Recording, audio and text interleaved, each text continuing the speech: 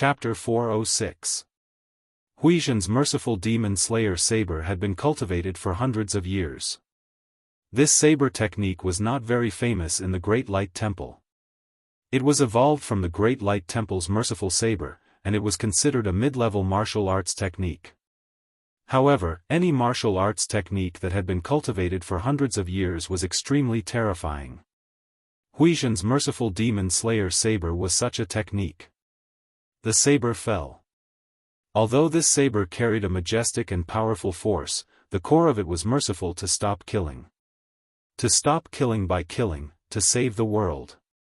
The moment Chu Xiu was targeted by the merciful demon slayer saber, his figure began to retreat. Huizhen, the old monk, wanted to fight to the death with him, but Chu Xiu did not want to fight to the death with Huizhen. He was here to resolve trouble, not to cause trouble. Based on Huizhen's current state, even if Chu Xiu were to immediately escape, Huizhen, who had already ignited his blood essence, would not be able to return to the Temple of Great Light alive. However, it was obvious that Huizhen did not think so. He had made up his mind to kill.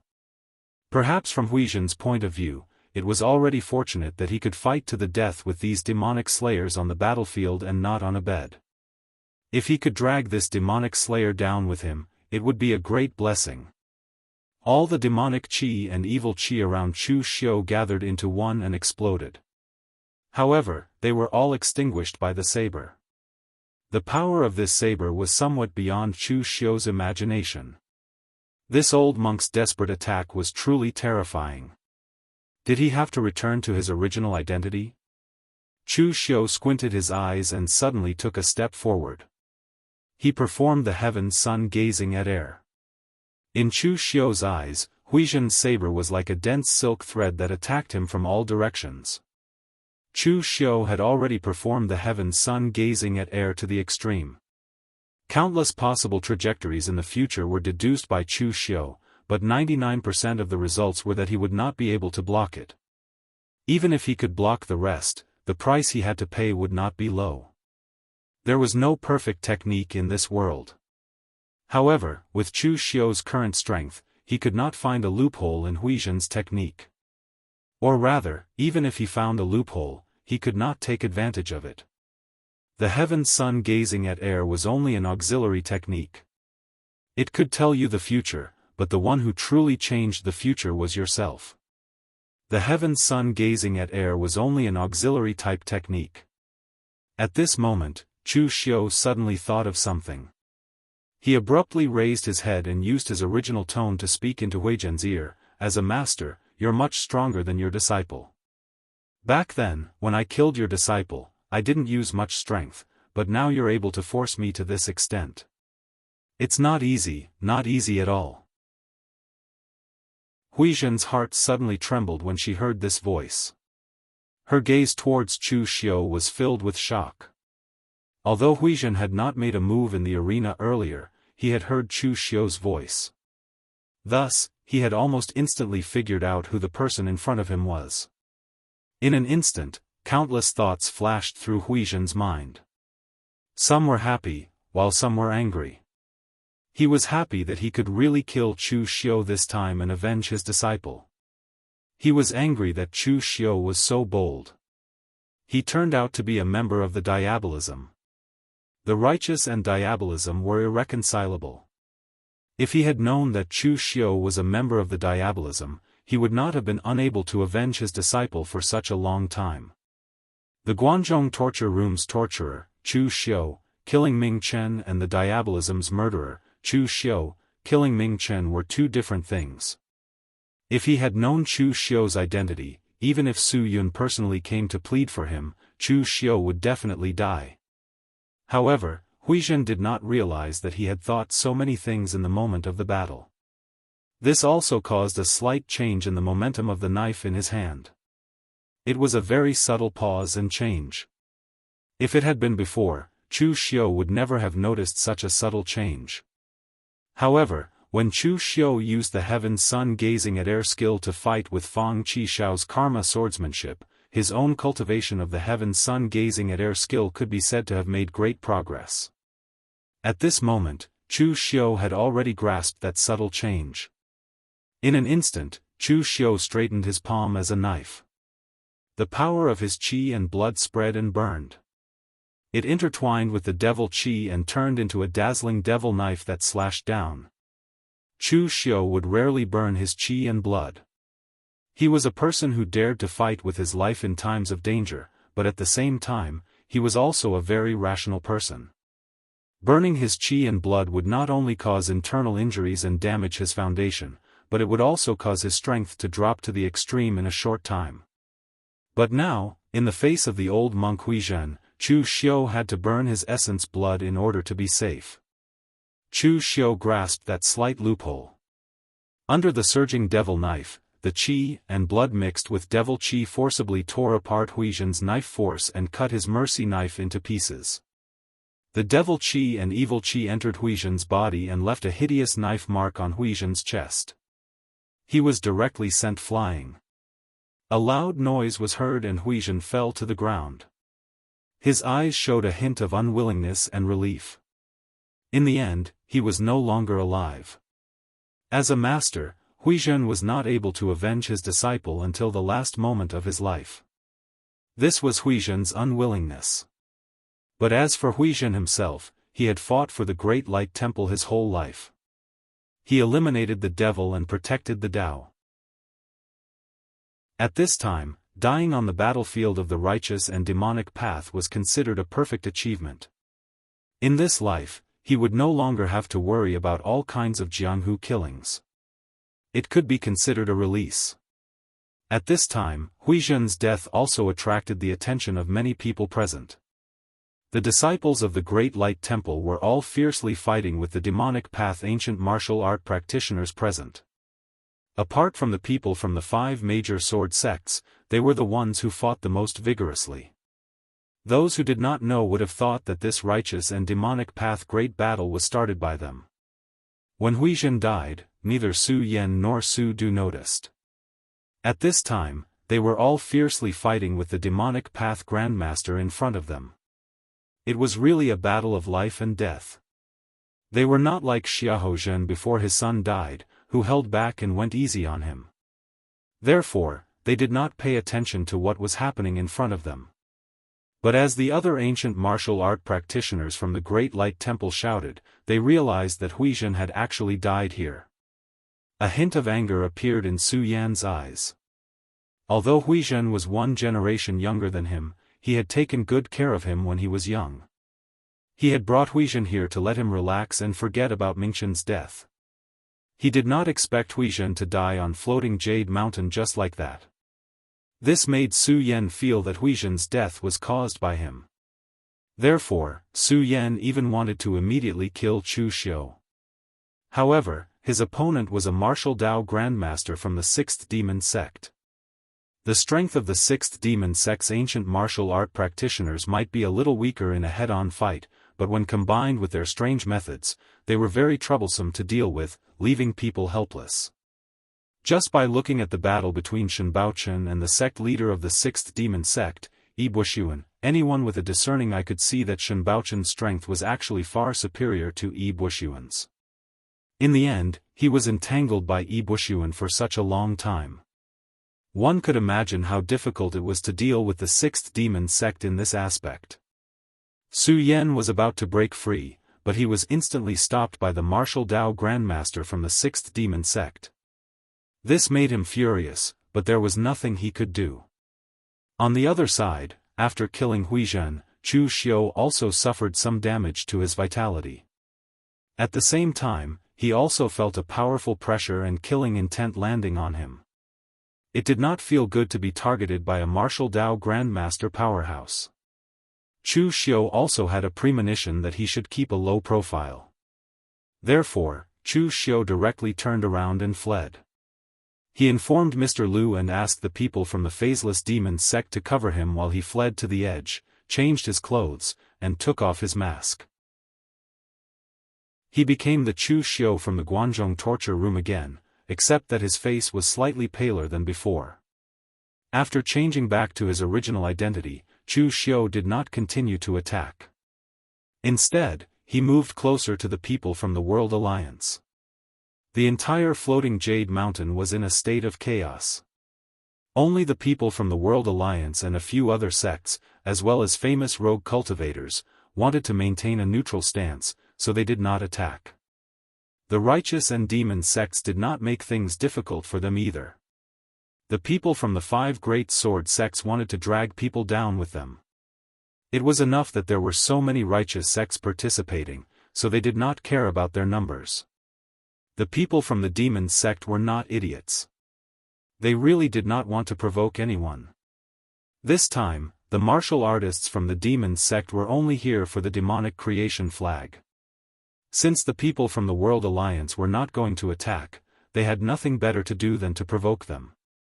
Therefore, in the entire floating Jade Mountain, there was only this small area that was peaceful. At this moment, seeing Chu Xiu come over with a pale face, as if he had overexerted himself, Xia Xiaolu was surprised. He was about to open his mouth to ask something, but he swallowed the words that were just about to leave his mouth. Xia Xiaolu was a man of few words, but he was also a discerning person. He knew what to ask and what not to ask. The battle between the righteous and demon sects was a complete mess. Who knew who Chu Xiu had gone to kill?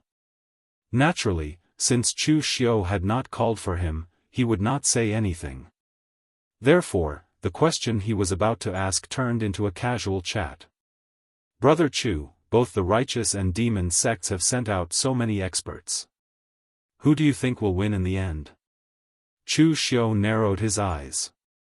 There is no winner. Both sides are losers. Xia Xiaolu was stunned. He did not understand why Chu Xiu would say that. Either they won, or they lost, or they tied. In the end, Chu Xiu said that both sides lost. What did that mean? However, before Xia Xiaolu could ask any questions, Chu Xiu said, "Just wait and see. It is almost over. When the time comes, the results will naturally be clear." The result of this righteous and demon sects war was not something Chu Xiu said. It was bound to happen. Chu Xiu's arrival caused some changes to the righteous and demon sects war. Perhaps those who should have died did not die, but those who should have lived died. Those who should have come did not, but many who should not have come did. However, Chu Xiu's butterfly effect was limited. He could only influence a small number of people. For example, Donghuang Tai, an existence at the true fire soul refinement realm, Chu Xiu definitely could not influence him. The true power ratio between the righteous and demon sects had not changed, so the final result should not have changed. Chapter 407. Not long after Chu Xiu finished speaking to Xia Xiaolu, the situation on the battlefield changed, and this change started from Donghuang Tai's side. In reality, Donghuang Tai rarely fought in the Jianghu. The last time he fought was when he fought against the Great Light Temple over 20 years ago, so his ranking on the Longhu leaderboard had already been erased by Wind's sweeping tower. Many people in the Jianghu knew that this generation's Donghuang Tai was very strong, but no one knew exactly how strong he was. In addition, the current leader of the moon-worshipping cult, Yi Shaonan, was just too strong. The moon-worshipping cult was already the #1 sect in the demonic path, and Yi Shaonan was naturally the #1 person in the demonic path. Under the shadow of a powerhouse of this level, no matter what Donghuang Tai did, it was inconspicuous. No matter how many halos he had, they would all be overshadowed by Yi Shaonan. It was only now that everyone knew why Donghuang Tai was known as the strongest Donghuang Tai in history. More than 200 years ago, the famous Jiannan king, Duguli, was suppressed to the extreme by Donghuang Tai, and he could barely fight back. Later, Wind and Cloud Sword Mound even invited the world-famous murderous weapon, Decimating Abyss, to be powered by the blood of the previous leader of Wind and Cloud Sword Mound, the personal disciple of the old sword god Guemo, Yanji. They worked together to kill Donghuang Tai, but they could only barely hold on. But now, that stalemate was broken by Donghuang Tai. Perhaps Donghuang Tai was getting impatient with the stalemate, so he finally used his trump card. Amidst the powerful sword chi of Dugu Li and decimating abyss, Donghuang Tai's wide sleeves folded up. As his body slowly turned, black demonic flames were flung out from his wide sleeves. The demonic flames could burn the heavens and devour the earth, using everything as nourishment. Whether it was the world's Yuan Qi or Dugu Li's sword Qi, everything could be devoured by the demonic flames. In the end, the overwhelming demonic flames had even enveloped more than half of floating Jade Mountain, as if the sun had fallen. Donghuang Tai stood in the center of the demonic flames. Everyone could only see a black shadow controlling the demonic flames, like a god or a demon. The boundless devil flames devoured Du Gu Li's sword energy and enveloped his entire body. Even the power of the ominous weapon, decimating abyss, was engulfed by the devil flames.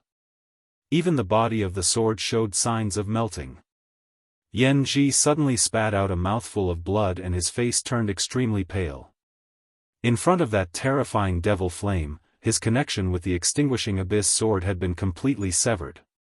What kind of martial arts is this? Du Gu Li couldn't help but shout out in shock. The warriors of the 5 major sword sects and the righteous path were all shocked. They were not making a fuss, but they had never seen or even heard of the martial arts that Donghuang Tai displayed. Donghuang Tai stood in the center of the boundless devil flames and said indifferently, "Cult Master's heaven-mending heart sutra is world-shaking and makes ghosts and gods weep. How is my burning sky treasured mirror now? Although I am not as brilliant as the sect master, this burning sky treasure mirror is the result of 100 years of dedicated research by combining the martial arts of the Eastern Emperor Tai of the moon-worshipping cult and countless ancient books. It was only a few years ago that I finally completed it. Du Gu Li, and that little kid who controls the decimating abyss sword, you can be proud, because you are the first people in the entire Jianghu to experience the power of the burning sky mirror." Hearing this, everyone present fell silent. Moon-worshipping cult's momentum had been formed.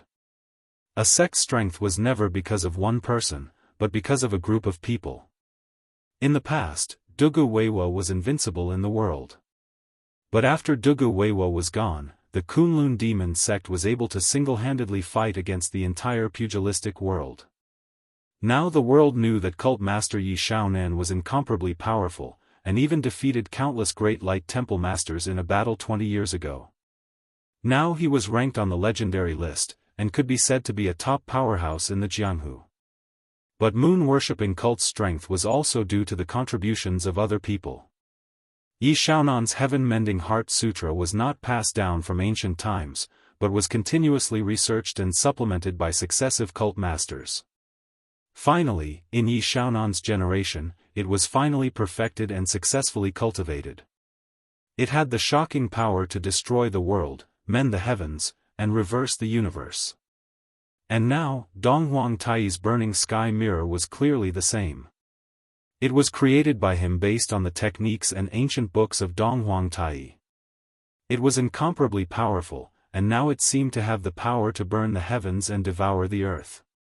Creating a cultivation method was very simple. Let alone a martial Dao Grand Master, even an ordinary martial artist could occasionally have a flash of inspiration and create some moves. However, the difference was whether the cultivation method you created was strong enough and whether it was qualified to be passed down. Predecessors were not necessarily stronger than modern people, and ancient techniques were not necessarily stronger than the techniques created and researched by modern martial artists. It was just that the techniques that could be passed down from ancient times were all fine products. But whether it was ancient times or now, a martial artist who could create a powerful technique must be a martial arts master with amazing talent. Yi Shaonan was such an existence, and so was Donghuang Tai. Donghuang Tai and the other 9 god magus priests were named after the 9 gods in the legends of the Chu land. Legend had it that Donghuang Tai was the sun god, the emperor who controlled the power of the sun, and so on. So the burning sky mirror that Donghuang Tai had created could be said to be specially created for god magus priests of Donghuang Tai's lineage. Even if Donghuang Tai died, the next generation of Dong Huang Tai could still cultivate the burning sky mirror. It could be said that Dong Huang Tai alone had raised the strength of all the Dong Huang Tai of moon-worshipping cult by a large margin. For the current righteous sects, they did not know whether the devil path had risen or not, but the strength of moon-worshipping cult had far exceeded their imagination. And just as everyone was still in shock, Dong Huang Tai's figure rose into the air, and the burning sky demon flame around him condensed into a point and exploded with a loud bang. Du Guli could not hold on any longer. His sword momentum collapsed, and his figure was sent flying by Dong Huang Tai. He spat out a mouthful of blood, and his face was pale. His burning sky sword technique was also incomparably powerful, but it was also a flame. Now, the burning sky sword technique was suppressed to the extreme by Dong Huang Tai's burning sky mirror. Perhaps there was a reason for this, but the most fundamental reason was still the person. They were both refined by true fire, but he, Du Guli, was not as good as Dong Huang Tai. And at this time, because the extinguishing abyss sword was no longer under Yan Ji's control, it was still flying around randomly. Dong Huang Tai coldly snorted, and the burning sky demon flame completely enveloped the extinguishing abyss sword. In an instant, a powerful heat descended, and actually completely melted the extinguishing abyss sword. With a wave of one hand, the extinguishing abyss sword that had already turned into a ball of molten iron was remolded. A long blade covered in black flames was born from the demonic flames, and Dong Huang Tai grabbed it in his hand. In an instant, a ferocious aura erupted. This extinguishing abyss sword, which even swordsmiths could not refine in the past, was now completely melted in the hands of Dong Huang Tai's burning sky demon flame, and was even remolded. Dong Huang Tai said indifferently, "This extinguishing abyss sword is not bad. Your storm sword tomb has been keeping it for so many years, but you still haven't figured it out. Now, it's time for a new owner. From now on, there will no longer be a extinguishing abyss sword in the martial world, only a burning sky blade." On the side of the righteous sects, their faces were ashen, especially those from the 5 great sword sects. This time, they were defeated, completely defeated. Du Guli had been severely injured, and Storm Sword Tomb had also lost their extinguishing abyss sword. They had lost miserably. However, at this moment, Shen Baochen, who had been fighting with Yi Bushuan of the 6th demon sect, suddenly exploded. Shen Baochen was already very impatient with Yi Bushuan. Coupled with the fact that Du Guli had actually been defeated, he had no choice but to use his trump card. Shen Baochen's sword and bamboo flute hung on his body all year round. Everyone thought that the bamboo flute was just something that Shen Baochen usually played with, but now, Shen Baochen held the bamboo flute in his hand and began to play it. The moment the sound rang out, Yi Bushuan's expression suddenly changed. This was because what Shen Baochen was playing was not the pleasant sound of the flute, but a murderous sword dance. The sound of the flute transformed into countless hazy shadows. These shadows circled between the heavens and the earth, using their thoughts to draw upon the power of the heavens and earth to transform into dancing swords. Thousands of swords merged into one, the life sword dance. Under the life sword dance, Yi Bushuan's 6 heavens of the desire realm was completely shattered. The life sword dance encompassed and destroyed everything. Yi Bushuan's techniques could not defend against it at all. In the sword dance, Yi Bushuan retreated step by step. The worlds in front of him evolved and collapsed, but he was still killed until he vomited blood and retreated. His strength was originally not as good as Shen Baochen's. Just now, they had only been in a stalemate. However, now that Shen Baochen had suddenly displayed his might, he could no longer hold on. The burning sky demon flame descended. The pitch-black demon flame collided with the life sword dance. The demon flame burned the sky and finally blocked the killing power of the sword dance. However, the burning sky demon flame that could melt everything could not melt Shen Baochen's life sword dance. Dong Huang Tai narrowed his eyes and looked at Shen Baochen. This is formed from the mental imprints and sword will left behind by the past cultivators of the Forgotten Sword Hut? The life sword dance. It is just an external object. They are already dead, but in the end, they still have to fight to the death for unfilial descendants like you. You righteous sects are even crueler than the demonic path. Shen Baochen held the bamboo flute in his hand and said lightly, the ancestors of the Forgotten Sword Hut left this life sword dance to protect the common people. They have the common people in their hearts, which is why they are so obsessed. To let it be covered in dust in the ancestral hall is a great disrespect to the ancestors. Dong Wang Tai raised his eyebrows. Just now, he had only casually mocked him. However, he also knew that this was a trump card left behind by the ancestors of the Forgotten Sword Hut. In the entire Forgotten Sword Hut, other than Shen Baochen, probably no one else could use this thing. To activate the mental imprints and sword will left behind by all the past cultivators of the Forgotten Sword Hut, one must have a powerful cultivation in the way of the sword and a clear sword heart that combined all the swordsmanship. Otherwise, once one of the swordsmanship clashed with you, not only would it hurt you, but it would also destroy the trump card left behind by the ancestors of the Forgotten Sword Hut. Chapter 408. The battle between the orthodox and diabolical lineages had reached its most intense moment. Du Li had been severely injured by Dong Huang Tai, while Yi Bushuan had been injured by Shen Baochen. On the surface, both sides seemed to have suffered about the same amount of damage. The martial Dao grandmasters on both sides were already injured. There were also countless warriors at the Unity of Heaven and Man realm or the Five Chi's origin realm. It was abnormally tragic. In the current situation, continuing to fight would still result in both sides suffering losses. In the end, both sides would probably have to increase their strength. Moon-worshipping sects Yi Xiaonan had not made a move yet, nor had the old monsters of the hidden devil lineage. Similarly, on the side of the five major sword sects, Windcloud Sword Tomb, and the other sects had not used their full strength. Moreover, when the time came, it would not be a battle between the orthodox and diabolical lineages on floating Jade Mountain, but a battle between the orthodox and diabolical lineages. Both the diabolical lineages and the orthodox lineages did not want to repeat this pugilistic world catastrophe. Therefore, both sides had agreed to temporarily hold back.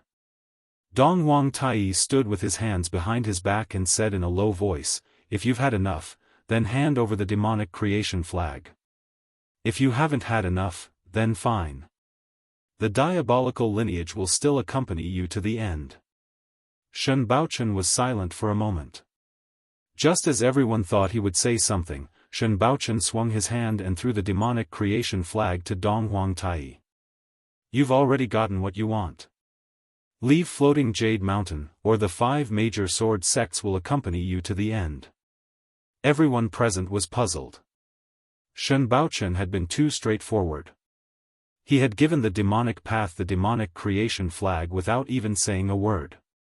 Was he admitting defeat? However, some knowledgeable warriors agreed with Shen Baochen's actions. In the current situation, there was no point in delaying the handing over of the demonic creation flag. The orthodox lineages had already lost. Since they did not want to fight the diabolical lineages to the end, there was no benefit in continuing to be entangled. It would only increase the number of casualties and become a laughing stock. Dong Wang Tai took the demonic creation flag, but there was no joy on his face. He swung the flag, and instantly, demonic chi surged from floating Jade Mountain. Countless diabolical path warriors looked at Dong Wang Tai. Dong Wang Taishang waved the demonic creation flag one after another and led countless demonic Dao martial artists down the floating Jade Mountain like a receding tide.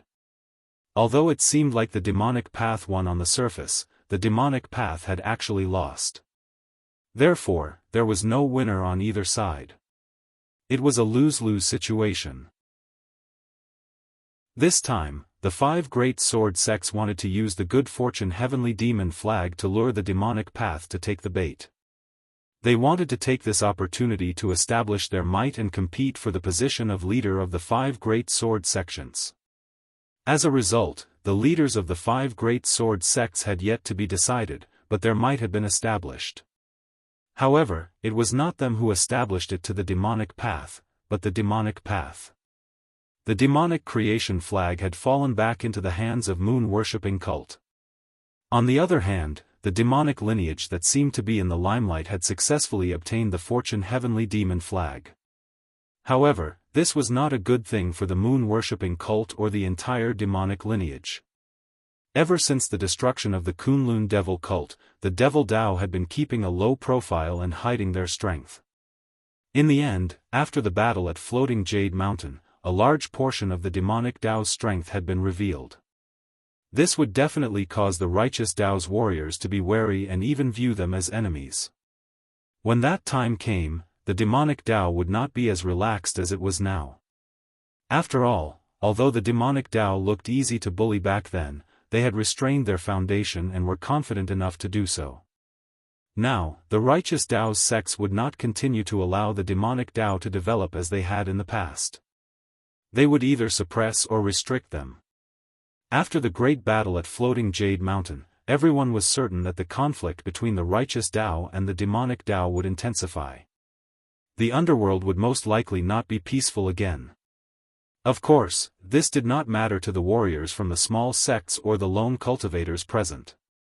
They were warriors at the bottom of the underworld and could not see that far ahead. As long as they could reap the benefits in front of them, that was enough. Now that the demonic Dao had retreated, the 5 great sword sects should also express their gratitude. It had to be known that this situation had been laid out by the 5 great sword sections. In the end, it had evolved into a war between the righteous Dao and the demonic Dao. The righteous Dao and the demonic Dao could not coexist. Everyone could help the demonic Dao, but for this reason, they had suffered heavy casualties. If the 5 great sword sects did not express their gratitude, wouldn't that be too much? Of course, if the 5 great sword sects were thick-skinned, they could really not express their gratitude. However, if the 5 great sword sects were to do such a thing, would they still want their reputation? Therefore, after Shen Baochen and the other true fire spirit refinement realm warriors left, Han Tingyi cupped his hands at everyone present and said, "Everyone, we are extremely grateful for helping the 5 great sword sects to fight against the demonic Dao together. The 5 great sword sects will send gifts to all the warriors who helped in the great battle at Floating Jade Mountain. Those who successfully killed the demonic Dao warriors will also be heavily rewarded by the 5 great sword sects." The 5 great sword sects' foundation was not weak. They could afford to take out some gifts. The most important thing was their attitude. Moreover, for a sect at the level of the Great Light Temple, they did not care about the gifts from the 5 great sword sections. As long as the 5 great sword sects' attitude was sincere, that was enough. However, for those itinerant warriors or warriors from small sects, even if the 5 great sword sects casually took out something, it would be regarded as a treasure. Therefore, these people were very excited. Han Tingyi arranged for people to take the items, while he personally took the treasures that he had prepared beforehand and handed them to the warriors of the various sections. They were distributed according to the number of enemies they killed. Han Tingyi was not afraid that these people would falsely claim the battle merits. Most of the warriors who came from the large sect still cared about their reputation. Moreover, Floating Jade Mountain was only so big. Most people saw who killed who, so it was basically impossible to falsely claim it. Han Tingyi took out a few secret boxes and handed them to the Great Light Temple's Su Yen. He cupped his hands and said, "The Great Light Temple has acted righteously this time. The 5 great sword sects are extremely grateful." Han Tingyi's words were sincere.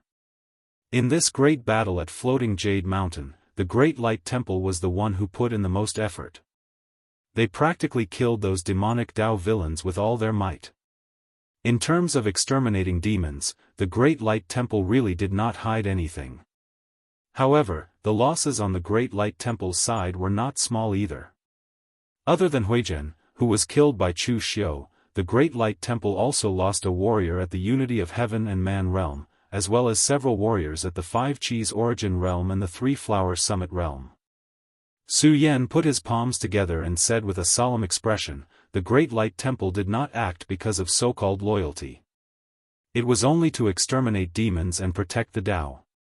This time, even if the 5 great sword sects were not in charge and it was the Daoist lineage, the Great Light Temple would also not hold back and kill those demonic Tao villains." Su Yan's words made Han Tingyi feel a little awkward. Su Du chuckled and said, "I say, junior brother, you speak so bluntly. It's very embarrassing." Su Yan glanced at him and said, "A monk does not lie. The people of the Great Light Temple have always been this straightforward. I can't say those polite words that pretend to be polite."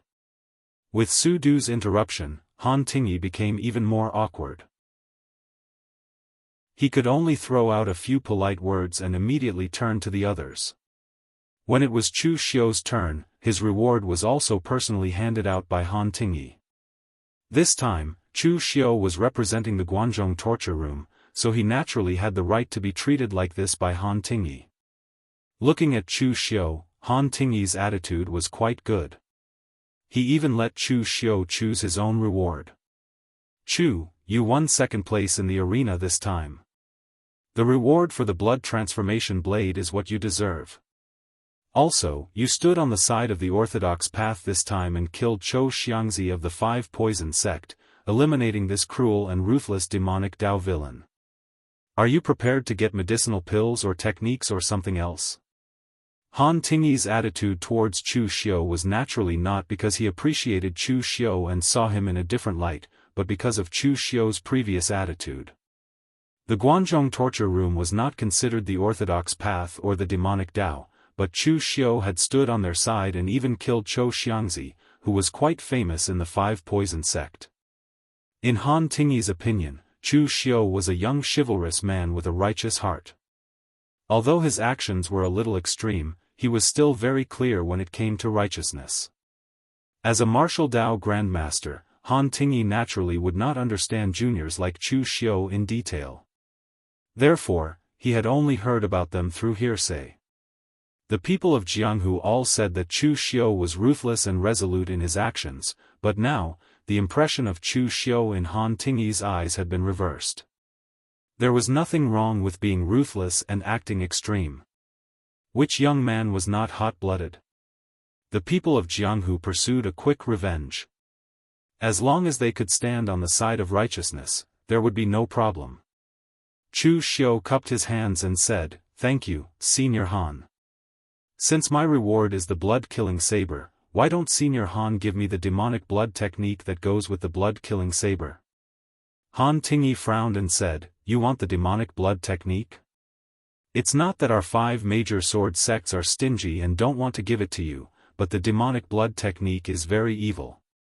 In battle, it absorbs the opponent's qi and blood and fuses it with demonic energy to enhance its own strength. In this way, it can use the blood-killing saber without limit. This kind of martial art is also an extremely evil path in the demonic Tao. I gave it to you, one is against the harmony of heaven, and the other is also because I am afraid that you will fall into the demonic Tao." Chu Xiu shook his head and said, "Senior Han, I have also learned many demonic arts. In my opinion, there are good and evil people, but there are no good and evil martial arts. Even if I cultivate a demonic art, I will use it on the righteous path, using it to kill the demonic Tao. Then, it will be a righteous martial art. Moreover, there are many people on the righteous path who cultivate demonic arts. Moreover, Senior Han does not need to worry that I will fall into the demonic Tao. I have cultivated demonic arts before, and aren't I still fine now? As a martial artist, if I am affected by a martial art, then my will is too weak." Nye Donglu, who was familiar with Chu Xiu's character, had an awkward expression when he heard Chu Xiu's words. He sneered in his heart. "You, Chu Xiu, have walked all kinds of paths, but you have not walked the righteous path." However, at this time, no one went to undermine Chu Xiu, because that would only offend Han Tingyi and the 5 major sword sects. It would also be easy for Chu Xiu to bite back and slander them. Chapter 409. Chu Xiu's words were filled with righteousness and awe-inspiring, and Han Ting felt that it made some sense. In fact, apart from the more extreme sects like Buddhism, most of the martial arts sects in Jianghu would not use martial arts to restrict a person. Although the martial arts of the demonic path were evil, they had powerful explosive power. Therefore, many warriors secretly learned some demonic martial arts as a trump card. This was a very normal thing. Moreover, the martial arts of the demonic path also included some martial arts from Taoism or Buddhism. How could the two sides be so clearly differentiated? This time, Chu Xiu was on the side of the 5 major sword sects, and his performance was very good. The great demonic blood technique was left in the forgetful sword hut. Other than being sealed in the armory and eating dust, it was useless. Han Tingyi thought about it and threw the 2 martial arts to Chu Xiu. He said in a low voice, "Chu, you are a young talent on the Longhu list. Your future is limitless. Although you have learned demonic martial arts, I hope that you will not fall into the demonic path in the future." Chu Xiu nodded and put on a righteous expression. As for what he was thinking in his heart, it was not something that others could know. After the items were distributed, the 5 major sword sects set up a banquet and invited the warriors of the righteous sects present. However, the great battle between the righteous and demonic sects had just ended, and the people of the righteous sects had also seen the power of the rise of the demonic path. They were now busy reporting what had happened here back to their sections. How could they have the time to eat? Therefore, the majority of the people directly bade farewell and left. Chu Xiu was also the same. He didn't want to sit and eat with the martial artists of the righteous path sections. It was estimated that there were many people who didn't like him. After a few days, the details of the great battle on Floating Jade Mountain spread in the Jianghu. Everyone's first impression was that the Jianghu would not be peaceful again. In the past, the demonic path had declined, and the righteous sects had lived comfortably. When they had the time or the opportunity to kill some lone demonic path villains, it was not bad to make a name for themselves. But now? The demonic path had completely risen, and the hidden forces in the past would gradually surface. At that time, the conflict between the righteous and demonic branches would intensify. In short, it would not be a good thing. Of course, the most unlucky among them should be the forgetful sword hut. Even many people in the Jianghu felt pity for the forgetful sword hut. The most outstanding performance in this battle was not Wei Shuya, who was the last survivor of the 9 heavens demons, but East Emperor Tai of the moon-worshipping sect. The demonic moon-worshipping sect was monstrous, and East Emperor Tai was even more amazing. This also allowed the people to see the terror of the moon-worshipping sect. This generation of moon-worshipping cult was even the most powerful generation in the history of moon-worshipping cult. Yi Shaonan was shockingly talented, and his heaven-mending heart sutra was unparalleled under the heavens. He was the most revered person in the martial world, and could be said to be the #1 person of the demonic path. Eastern monarch Tai was the most powerful god Magus in the history of moon-worshipping cult. Once he took out the sky-burning mirror, he was able to suppress Du Guli. There was also the most mysterious high priest of the moon-worshipping sect. Although he had only fought a few times, he held the most mysterious and powerful trump card of the moon-worshipping sect. With these 3 people, even if the holy maiden of the moon-worshipping sect had not grown up, the strength of the moon-worshipping sect was shocking enough. Unfortunately, the forgetful sword hut happened to be in West Chu, and also happened to be next to the moon-worshipping sect. With such a terrifying neighbor, it was likely that the forgetful sword hut would not have an easy time in the future. Chu Xiu did not care about the rumors and disputes in the Jianghu. After leaving Floating Jade Mountain, Mr. Liu sent someone to pass a message to Chu Xiu to return to the Guanzhong torture room on his own. The demonic path had just been in the limelight, and now it was time to deal with it in a low-key manner. So Chu Xiu did not delay and went straight to the Guanzhong torture room. The battle between the righteous and demonic paths on floating Jade Mountain did not affect the Guanzhong torture room much, so Guan Xiu did not ask too much. Moreover, as Chu Xiu became more and more famous outside, the people in the Guanzhong torture room also tacitly agreed that Chu Xiu was the face of the Guanzhong torture room in the outside world. There were not as many rumors as before. After returning to the Guanxi branch, the Ghost Hand King and Du Guangzhong told Chu Xiu some things that had happened in the Guanxi area recently, and they left directly so that they would not disturb Chu Xiu's cultivation. In fact, during this time, nothing major happened in the Guanxi area. The strength of Chu Xiu's subordinates was already strong enough, at least enough to suppress the Guanxi area. The most important thing was that Chu Xiu's reputation, or rather, his ferocious reputation, was also great enough. Even if Chu Xiu was not in the Guanxi area now, the martial arts factions under him would not dare to cause any trouble. In his study, Chu Xiu took out the blood-killing blade and the great devil blood technique that he had obtained from the sitting sword hut and studied them carefully. This martial art was a secret technique of the Kunlun devil cult. When the two were combined, there was a total of 7 revolutions. It was definitely not weak. However, after reading it, Chu Xiu finally understood why Han Tingyi had sealed the great devil blood technique and not wanted to hand it over to him. This technique was indeed very evil. The blood-killing blade and the great devil blood technique were actually based on the latter.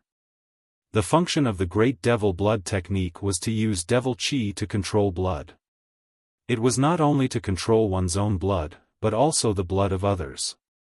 During a fight, one could absorb the power of the opponent's qi and blood to replenish one's own qi and blood.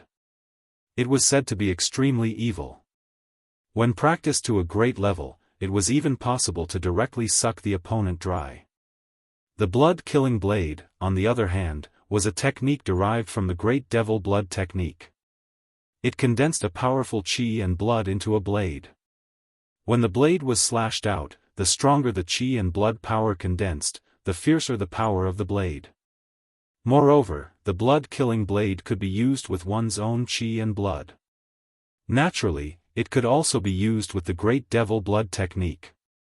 Under normal circumstances, the two worked together. First, the great devil blood technique would successfully absorb the opponent's qi and blood. Then, the blood-killing blade would condense the qi and blood into a blade to kill the enemy. It was powerful and did not consume one's own strength. On the contrary, if one didn't have the great devil blood technique, then the blood-killing blade could only use one's own qi and blood to fight the enemy. Although the power of the blood-killing blade wouldn't be weak, it would still damage one's own body. Thus, one could only use it as a trump card to put one's life on the line. Although these two techniques were very evil, they suited Chu Xiu's taste. Regardless of whether the techniques he cultivated were good or evil, they only pursued one thing, and that was killing power. At this moment, a black mist suddenly rose from Chu Xiu's study. Mei Qinglian, who was wearing a fiery red dress and had an extremely gorgeous temperament, walked out of it. Chu Xiu also discovered that whenever Mei Qinglian saw him, she always seemed to like wearing this fiery red dress. It looked flirtatious but not seductive. Was there something particular about this? Chu Xiu cupped his hands and said, "Saintess, you are so well informed. I just came back, and you came to me." Mei Qinglian leisurely walked to the chair beside Chu Xiu and sat down. With a trace of laziness in her voice, she said, "If you don't take the initiative to find me, then I can only take the initiative to find you." Chu Xiu smiled bitterly and said, "I want to come to you, but I don't want to cause a misunderstanding. Master Guan is my superior, after all. I don't want to go to his wife."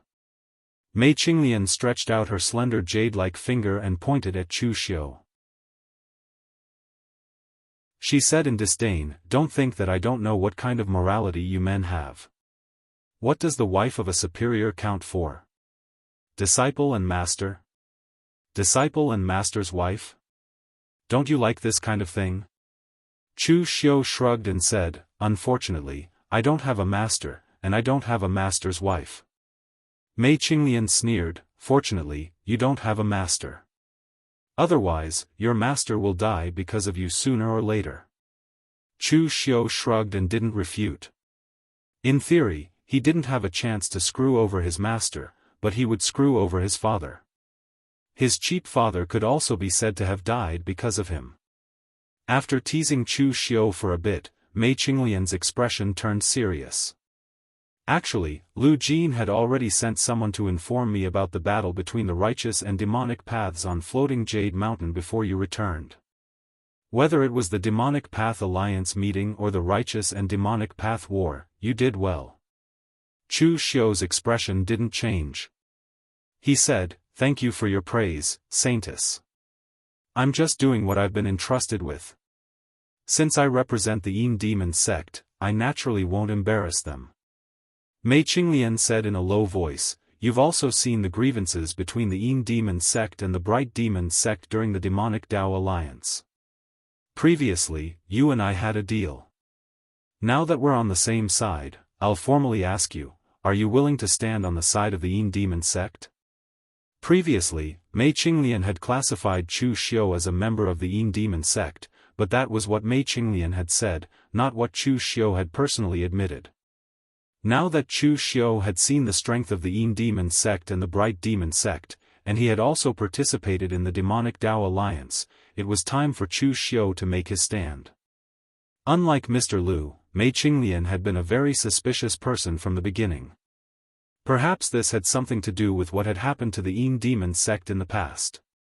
The Yin Demon sect had fallen to this state, and she, the Saintess, was the only one left. Mei Qinglian couldn't help but be suspicious. Chu Xiu didn't hesitate. He chuckled and said, "In the past, Saintess had said that I belonged to the Yin Demon sect. I have been from the beginning, and I will still be in the future." Mei Qinglian raised her elegant eyebrows and said, "Aren't you tempted after seeing the strength of the Bright Demon sect? Not to mention the others, you've also seen the strength of the moon-worshipping sect. Yi Shaonan is already a supreme figure in the martial arts world. Eastern Emperor Tai and the moon-worshipping sect's high priest are also extremely terrifying. If you join the moon-worshipping sect, even if you kill Ming Wang Zhongshuan, the moon-worshipping sect will still dare to protect you, let alone killing a martial monk from the Great Light Temple. With your identity as the successor of the Kunlun Devil cult and your ranking on the Longhu list, it won't be difficult for you to join the moon-worshipping sect." Chu Xiu shook his head and said, "I don't have any other good points, but I know my own limits. How big your stomach is, how many bowls of rice you can eat. Otherwise, you will really become an idiot." In the past, when the Kunlun Devil cult was still around, the moon-worshipping sect didn't care about it, let alone now that the Kunlun Devil cult is gone. From the beginning, I knew that I and the moon-worshipping sect are not the same kind of people.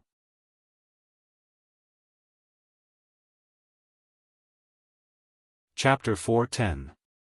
Mei Qinglian was satisfied with Chu Xiu's answer. She didn't want the young expert that the Yinma clan had found and cultivated to fall into someone else's arms. It wasn't that the Yinma clan wasn't confident. It was just that the moon-worshipping cult was too strong.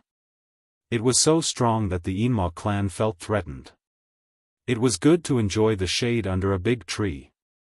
If Chu Xiu chose to join the moon-worshipping cult, Mei Qinglian would think that it was normal. Regardless of whether Chu Xiu was the direct descendant of the Kunlun Devil cult, the moon-worshipping cult would gladly accept him based on his current ranking of 6th on the Longhu list. However, since Chu Xiu had said this himself, Mei Qinglian wasn't afraid that Chu Xiu would do something treacherous. It wasn't that Mei Qinglian believed in Chu Xiu's character, but since Chu Xiu had made a promise, if he really joined the moon-worshipping cult in the future, Chu Xiu would have to face the hostility and pursuit of the entire Yinma clan. In fact, Chu Xiu didn't think so much. For Chu Xiu, his identity as the descendant of the Kunlun Devil cult was fake. How was it different? Moreover, Chu Xiu had never considered joining the moon-worshipping cult. Chu Xiu had never been the kind of person who would submit to others. Even if he joined the Guanzhong torture room now, he didn't have the slightest loyalty to the Guanzhong torture room. Compared with the Guanzhong torture room, the moon-worshipping cult was powerful, but there were too many restrictions. If Chu Xiu joined the moon-worshipping cult, he would be subjected to too many restrictions. And now, on the surface, he was the sentencing officer of the Guanzhong disciplinary hall, but in the dark, he was still the rising star of the hidden devil clan. He was not a member of the Yin demon sect, nor was he a member of the phaseless demon sect. His relationship with the entire hidden devil clan could only be said to be a cooperative one, and he did not receive many restrictions. He could even use the power of the hidden devil clan to intimidate others. This was already good enough for Chu Xiu. Of course, there was also the glazed gold thread goo. This thing came from the moon-worshipping cult. If Chu Xiu joined the moon-worshipping cult, it was likely that someone would notice something. Therefore, even if Mei Qinglian didn't say this, Chu Xiu wouldn't consider the moon-worshipping cult. Chu Xiu asked at this time, Saintess, after the battle of righteous and demonic on floating Jade Mountain, what is the Immortal clan going to do? Mei Qinglian said lightly, low-key, even more low-key than before. In this battle of righteous and demonic, our Immortal clan has exposed too much power, which is enough to attract the attention of righteous sects, or more accurately, suppression and hostility. Therefore, we have to be low-key. Even the phaseless demon sect is not going to make trouble in Jianghu for the time being. And this time, the moon-worshipping cult has made a name for itself and is in the limelight. At present, 99% of the righteous sects are focused on the moon-worshipping cult. Even if the sky falls, the moon-worshipping cult will hold it up. Therefore, as long as our Immortal clan remains low-key, nothing will happen. Chu Xiu raised his eyebrows and said, in this case, isn't the moon-worshipping cult in the limelight the one who will suffer in the end? Mei Qinglian sneered, the moon-worshipping cult will suffer? Yi Shaonan is smarter than anyone else. There are no fools in the moon-worshipping cult. How can they be willing to be targets? Our Immortal clan needs to be low-key, while the moon-worshipping cult will be even more high-profile. The reason is very simple. The so-called number one demonic sect in the past was just said by some busybodies. But after the battle of righteous and demonic on floating Jade Mountain, the reputation of moon-worshipping cult as the number one demonic sect has almost been established. Although fame was something that could not be seen or touched, it was very useful for a top-notch sect. If it weren't for that, the 5 great sword sects would not have gone to such lengths to vie for the position of the strongest amongst the 5 great sword sects. The reputation of the moon-worshipping cult has been established. I'm sure that there will be countless demonic martial artists who will choose to join the moon-worshipping cult. Even if there is only 1% or 1/1000 of them, the moon-worshipping cult will still benefit. Chu Xiu couldn't help but shake his head when he heard this. Whether it was the moon-worshipping cult or the Immortal clan, this group of demonic martial artists were ruthless and cunning. No matter how they schemed against him, they would not suffer a loss. The Immortal clan was low-key and forbearing. They did not take the initiative to steal the limelight for safety, while the moon-worshipping cult was high-profile for reputation and benefits. Anyway, both sides would not suffer a loss. After chatting with Mei Qinglian about the demonic martial artists for a while, Mei Qinglian also left. She couldn't leave the Guanzhong area for too long, otherwise it would definitely arouse suspicion. After Mei Qinglian left, Chu Xiu had a leisurely time. No one came to disturb him, so Chu Xiu had been cultivating in seclusion. While cultivating his realm, he was also honing his martial arts. Especially the great demonic blood technique and the blood transformation saber, these 2 martial arts, Chu Xiu also used this time to familiarize himself with them. More than 20 days later, Chu Xiu was still cultivating, but in the lobby courtyard of the Guanxi branch, Tang Ye was leisurely basking in the sun, holding a plate of melon seeds in his hand, eating them with relish. Ghost Hand King stood beside Tang Ye and couldn't help but shake his head. I say, Tang Ye, you are the Jianghu Prefecture Inspector, why don't you go back to Jianghu Prefecture? What are you doing here in the Guanxi branch? Also, you have the time to eat melon seeds and bask in the sun here, but don't you have time to cultivate? Ghost Hand King had known Tangya for many years.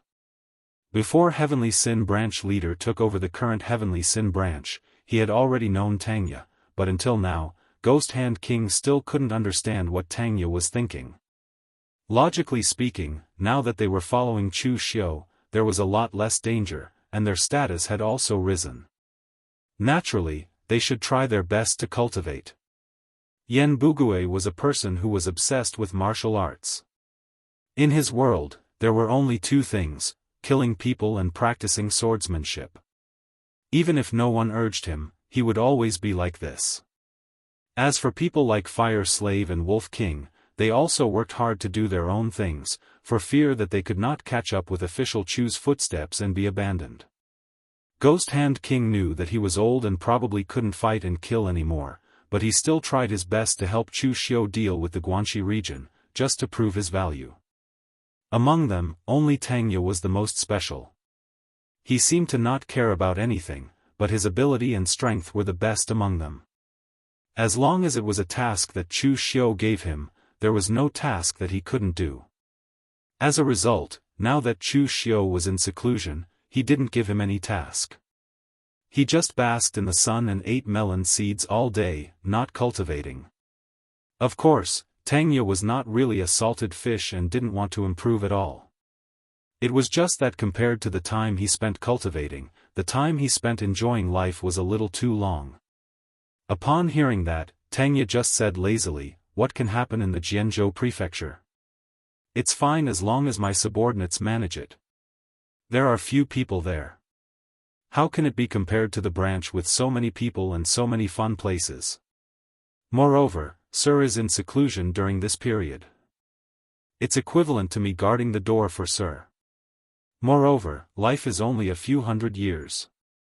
Even if you cultivate to the martial Dao Grandmaster realm and have a lifespan of 300 years, so what? Wouldn't it be a pity to waste most of your time on boring cultivation?" Ghost Hand King shook his head and said, "If all the martial artists in the world had the same mentality as you, then the underworld would be peaceful." After reprimanding Tangya for a while, the Ghost Hand King didn't bother with him anymore because he knew that even with Tangya's attitude of slacking off in his cultivation, he was still stronger than Fire Slave and Wolf King. Even his realm was higher than them. It couldn't be helped. Talent and comprehension were just that capricious. At this moment, there was a sudden commotion outside the Punishment Hall branch. Tangya and Ghost Hand King got up and looked. It turned out to be a young martial artist with inborn realm strength who wanted to barge in. He shouted, "I want to see Official Chu. Let me see Official Chu." The young man had a Northern Yen accent, which made Tangya and Ghost Hand King feel a sense of familiarity. In fact, neither of them were Northern Yen people. It was just that after staying in Northern Yen for so long, the two of them coincidentally picked up the Northern Yen accent. The martial artists in charge of guarding the Guanxi branch were also inborn realm strength. One of them frowned and said, "This is the Guanxi Punishment Hall branch. Who are you? Why do you want to see Official Chu? Tell me, I'll go report it." But the young man seemed to be in a hurry. He was sweating profusely and said excitedly, "It's too late. I'm going to see Official Chu now." The martial artist guarding the door sneered, "What a joke. If I have to disturb Sir just because a cat or dog wants to see him, then what's the point of Sir keeping us? You better behave yourself. How dare you cause trouble in the Guanxi branch? Are you tired of living?" Nowadays, the Jianghu arresters from the Guanxi branch were very unyielding. They were almost the only ones in Guanxi. Other than the people from the main hall, who dared to not give them face. Those sects and aristocratic families who were more arrogant in the past had to be polite when they saw them. When the young martial artist saw that these people were not letting him pass, he couldn't help but shout angrily and directly attacked the 4 guards. The 4 people in charge of guarding the door were all veterans of the Guanzhong Disciplinary Hall. Although they were not too strong, they were not too weak either. However, they were still easily defeated by the young man despite fighting 1 against 4. They ran into the hall and bumped into the Ghost Hand King and Tangya. Ghost Hand King snorted coldly and said, "How dare you be so presumptuous in the Guanxi Punishment Hall branch? Tangya, take him down."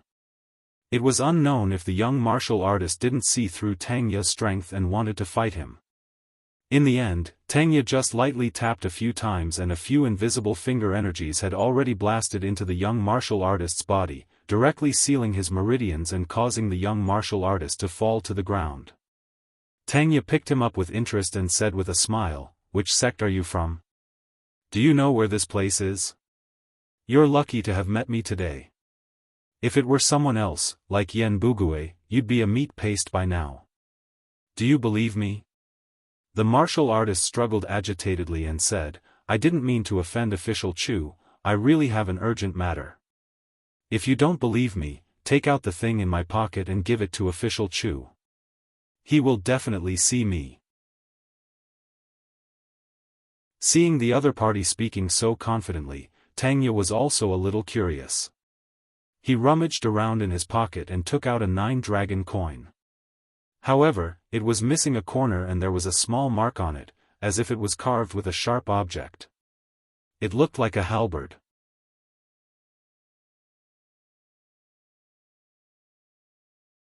Chapter 411. Being awakened from his retreat, Chu Xiu was a little upset, because he had gained a lot from this retreat, which even made him feel like he was immersed in it.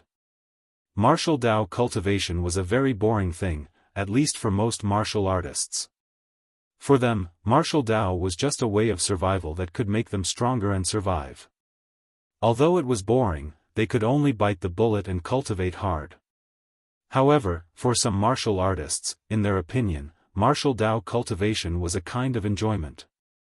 Every time they broke through a realm and took a step forward, it would make them feel extremely comfortable. Generally, people in the martial world would call such people a martial addict.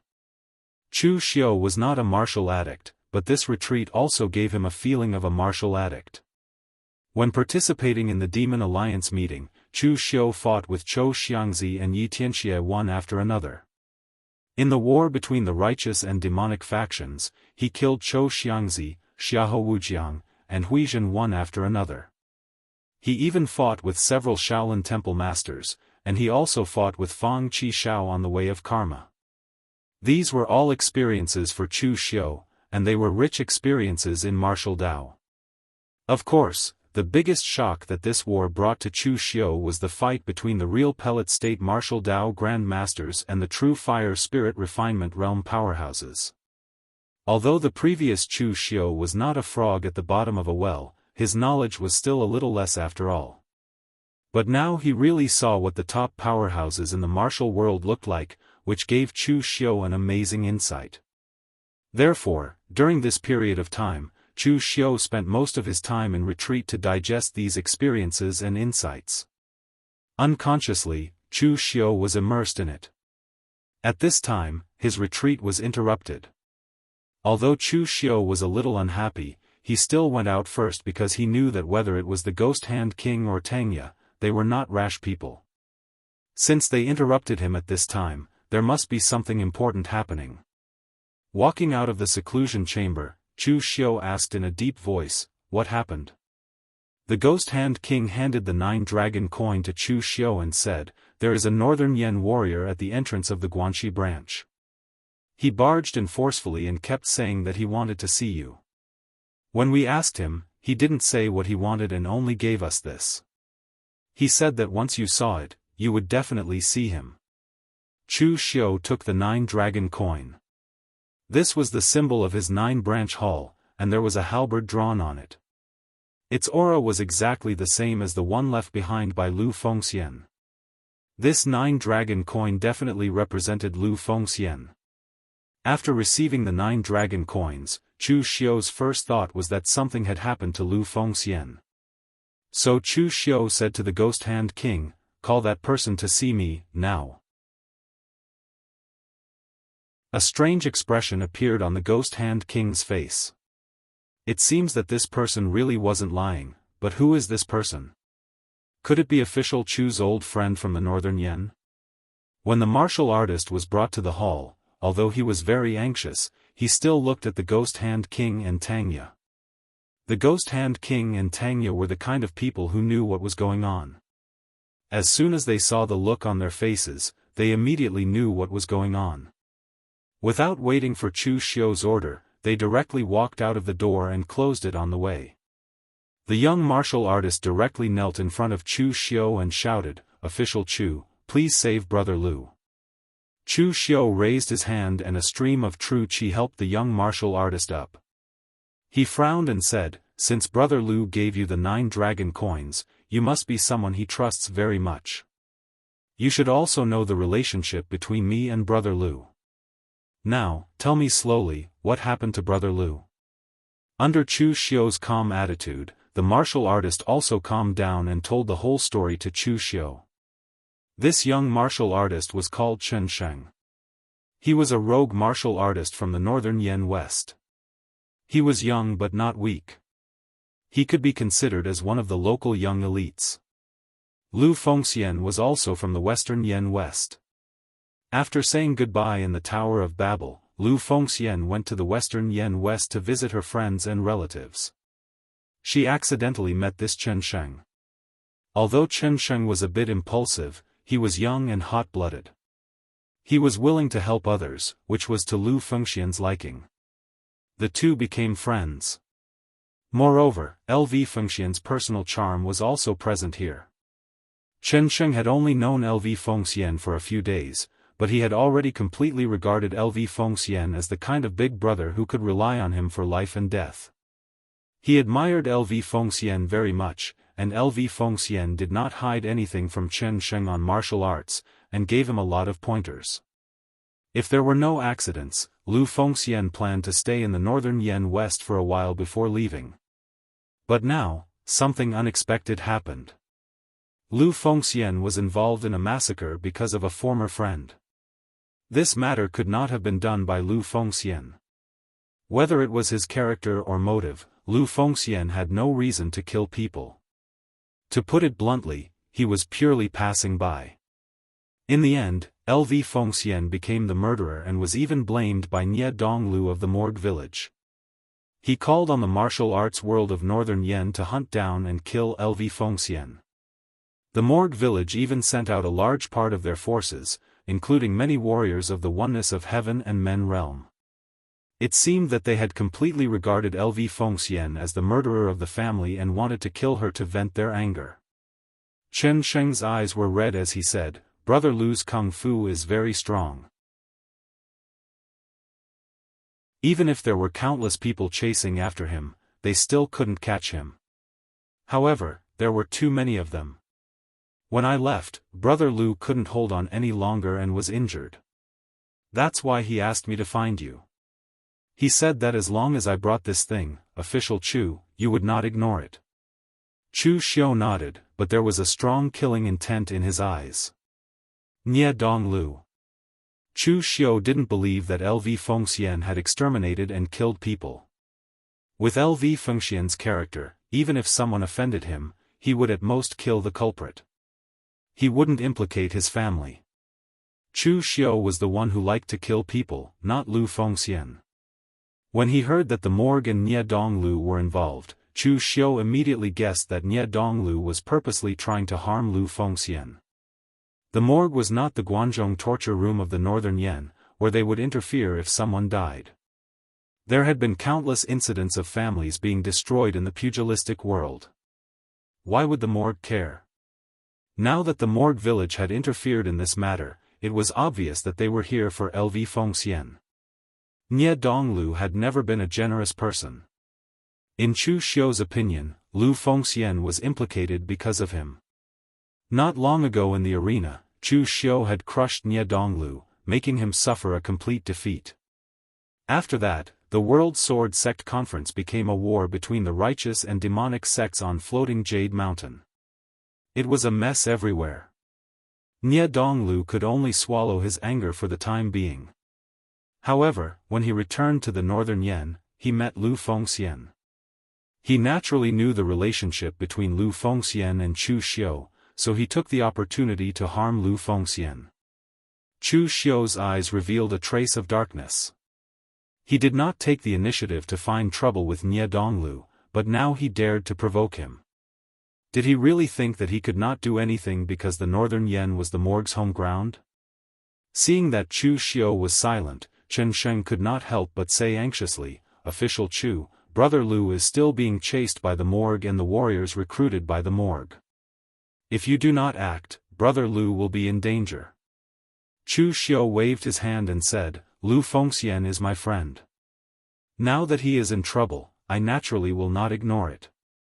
However, at my level, a slight move in one part will affect the whole situation. Some things still need to be arranged. Moreover, the other party is backed by Nie Renlong. This time, we may even have to face such a martial Dao Grandmaster, so we can only be careful and cautious. I have to find a way to restrain the morgue first before I can act." Perhaps Chu Xiu's calmness infected Chen Sheng.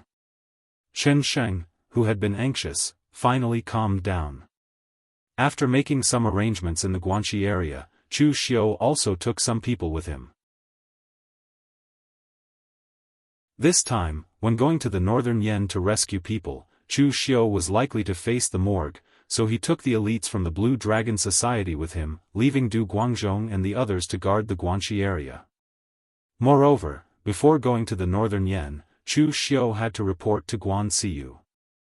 Although the entire Guangzhong torture room had tacitly agreed that Chu Xiu was the face of the Guangzhong torture room, he could walk around freely, but he still had to go through the necessary procedures. Of course, the most important thing was that Chu Xiu was going to borrow something from Mei Qinglian, something that could suppress the morgue. After bringing people to the headquarters of the torture chamber, Chu Xiu reported to Guan Siyu and went to find Mei Qinglian. At this time, Mei Qinglian was even more relaxed. She was playing with a bird in the garden. It was a cute little bird that was sky blue with a touch of green on its head. It was only the size of a palm and did not have a cage, but it was chirping around Mei Qinglian, looking very cute.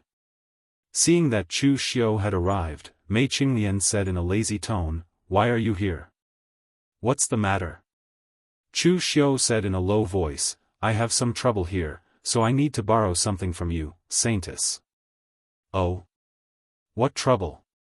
After Chu Xiu told Mei Qinglian about Lu Fengxian, Mei Qinglian said with a strange expression, "You, Chu Xiu, actually took the initiative to save someone? And to save a man? This is not your style. People say that anger is for a woman, but now you, Chu Xiu, are going to go to the morgue for a man?" Chu Xiu shook his head and said, "I am not alone, of course, I have friends. Moreover, I will not lose out by making friends with Lu Fengxian. I saved him once today, and he will return the favor 10 times or 100 times in the future. He is not a person who will disappoint his friends." Mei Qinglian didn't understand at the moment, but she would understand in the future. Making friends with Lv Fengxian was definitely the best deal in the world of martial arts.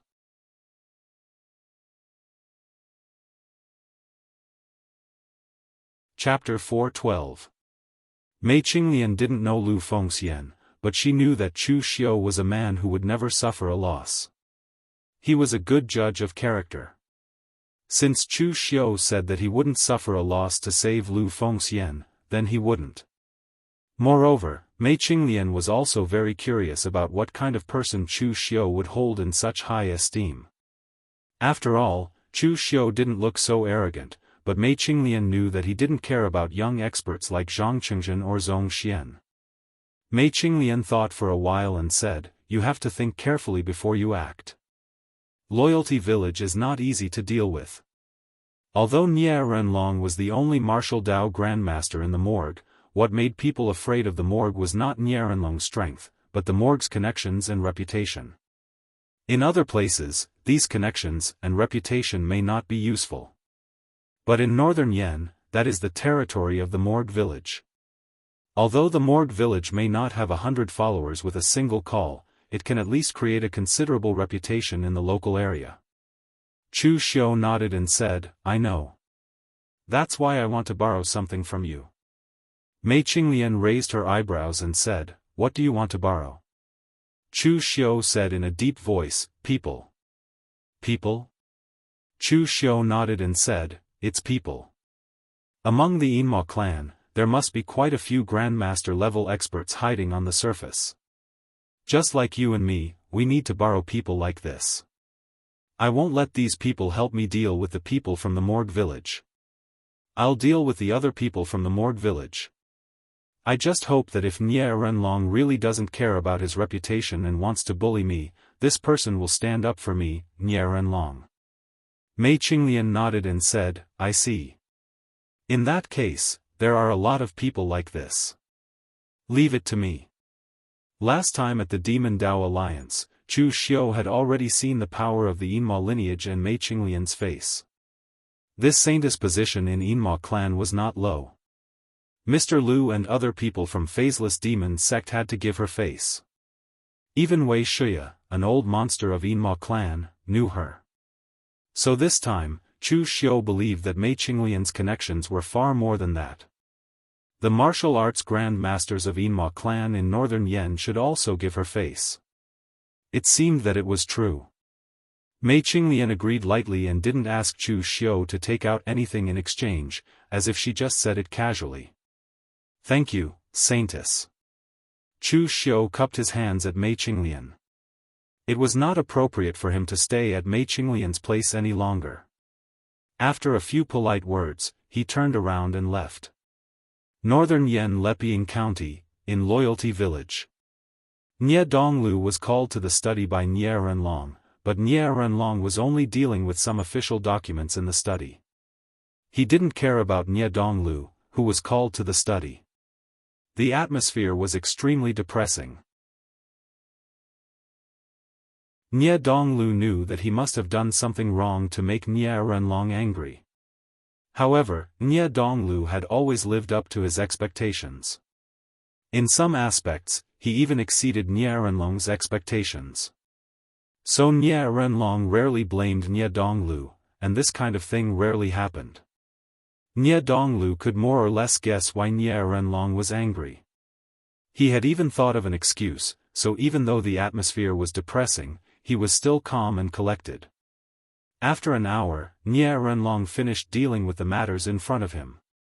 He looked at Nie Donglu and said expressionlessly, "Looking at your calm appearance, you should know why I called you here, right?" Nie Donglu nodded and said, "I know. It must be because I mobilized the experts in Loyalty Village and instigated the Northern Yen pugilistic world to hunt down Lu Fengxian." Nie Renlong snorted coldly and said, "Since you know, why did you do it? I know you're angry about losing to Chu Xiu in the World Sword Sect Conference, but you shouldn't vent your anger like this. It's not a big deal that you lost to Chu Xiu now. There's still a long way to go. I've taught you countless times that you have to look far ahead. Don't care about temporary gains and losses. The one who can walk to the end is the winner. But what about you? Just because Lu Fengxian is a good friend of Chu Xiu, you framed him for participating in the massacre.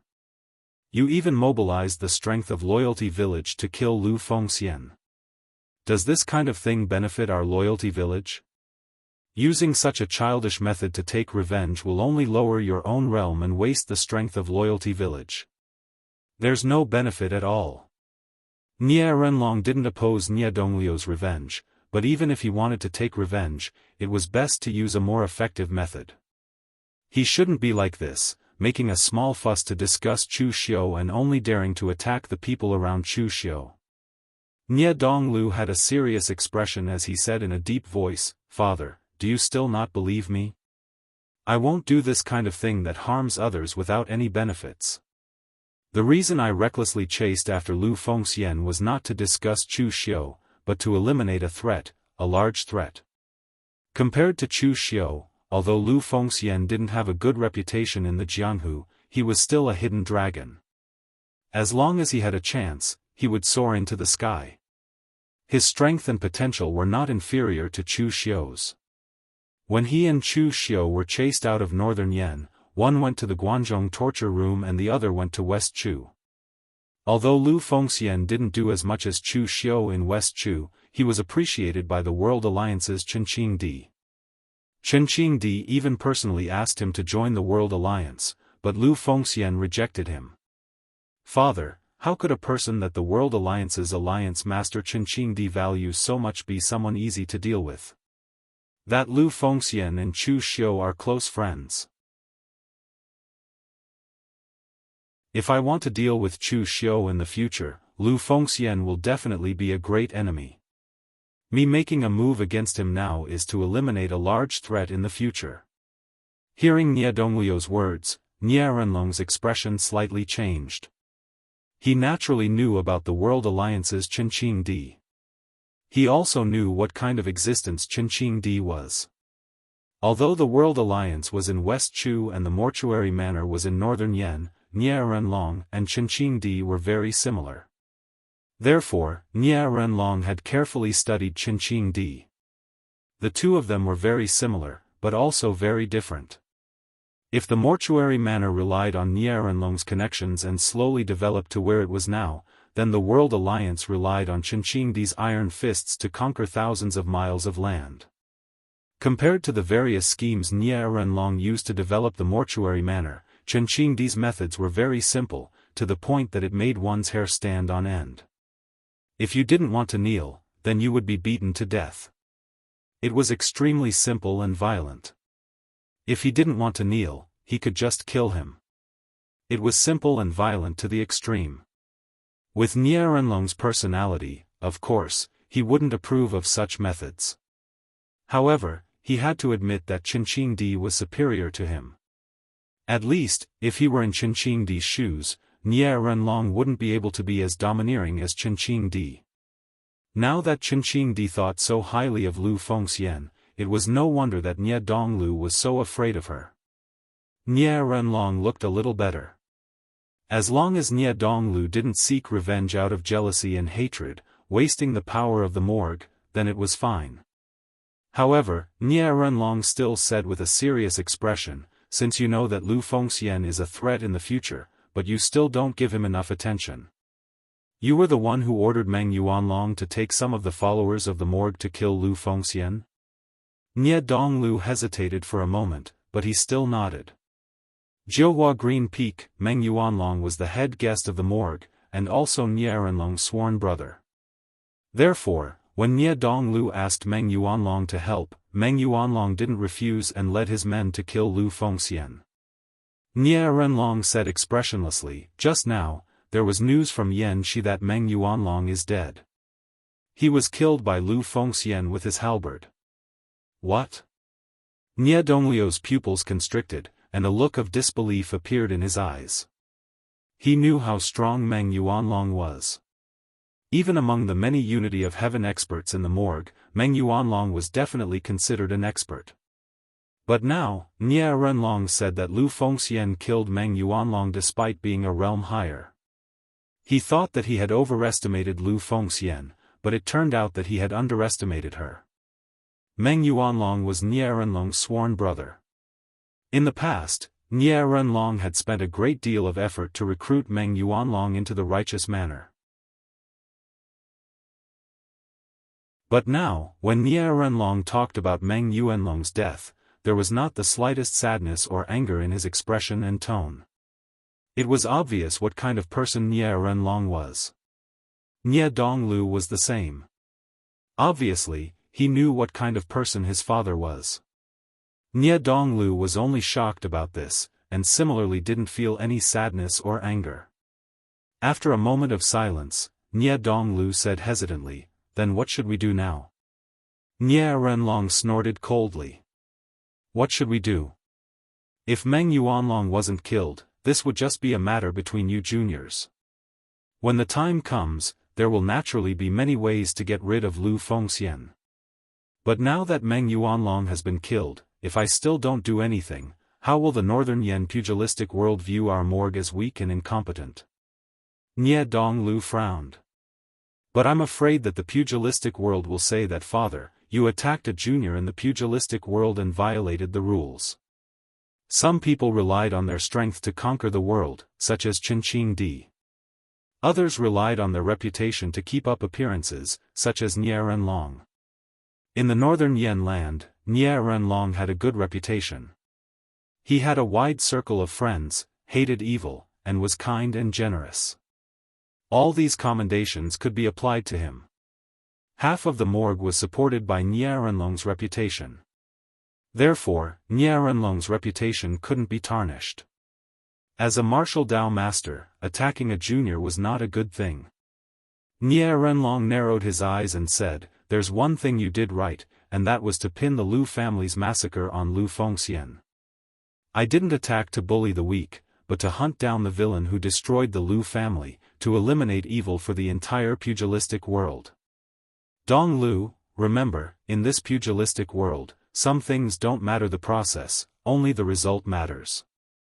Sometimes, all you need to do is do things with a name. It's that simple. As for whether the name is real or fake, who cares?"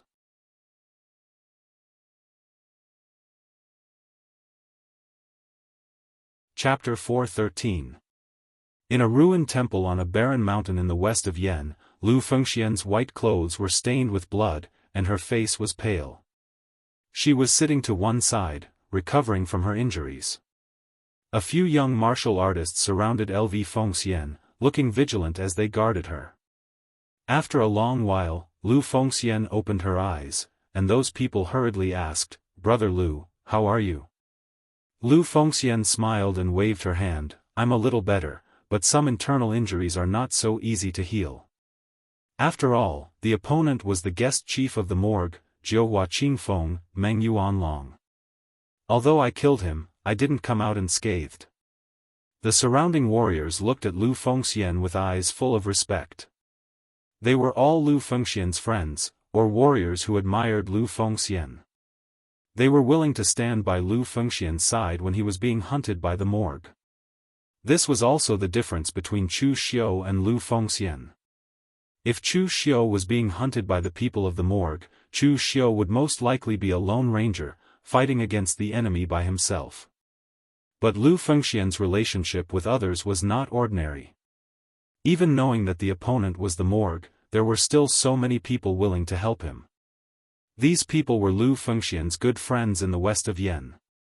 Even though Lu Fengxian had left the northern Yen for several years, as soon as Lu Fengxian returned, these people were still willing to help him at this critical moment. It could be imagined how strong Lu Fengxian's personal charm was. Moreover, these people really admired Lu Fengxian, not only Lu Fengxian's character, but also Lu Fengxian's strength. His opponent was the general guest manager of the Loyalty Manor, the 9 Radiance Azure Peak, Meng Yuanlong, who was renowned in the east of Swallow Mountain, yet in the end, he was killed by Lv Fengxian that surpassed a realm. Such strength was already unimaginable to them. One of the warriors said angrily, "I thought the people of the morgue were all chivalrous people. I didn't expect them to do such a dirty thing." Brother Lu didn't know the Lu family at all. It was only because Lu Xinli of the Lu family admired Brother Lu's character that he invited Brother Lu to a banquet. In the end, 3 days later, the Lu family was exterminated and they said that Brother Lu was the murderer. What was this? It's obvious that they're framing us. The others were also filled with righteous indignation. As Lu Fengxian's friends, they really felt injustice for Lu Fengxian, and at the same time, they were full of disgust for the morgue. Someone said helplessly, "The morgue has such a good reputation in the northern Yen land, the people of Jianghu will definitely believe what they say, not us. Now that Big Brother Liu has killed Meng Yuanlong of the morgue, I believe that the morgue will send more people to kill Big Brother Liu. What should we do now?" Even in such a difficult situation, Lu Fengxian smiled and waved her hand, "Don't worry, there is always a way.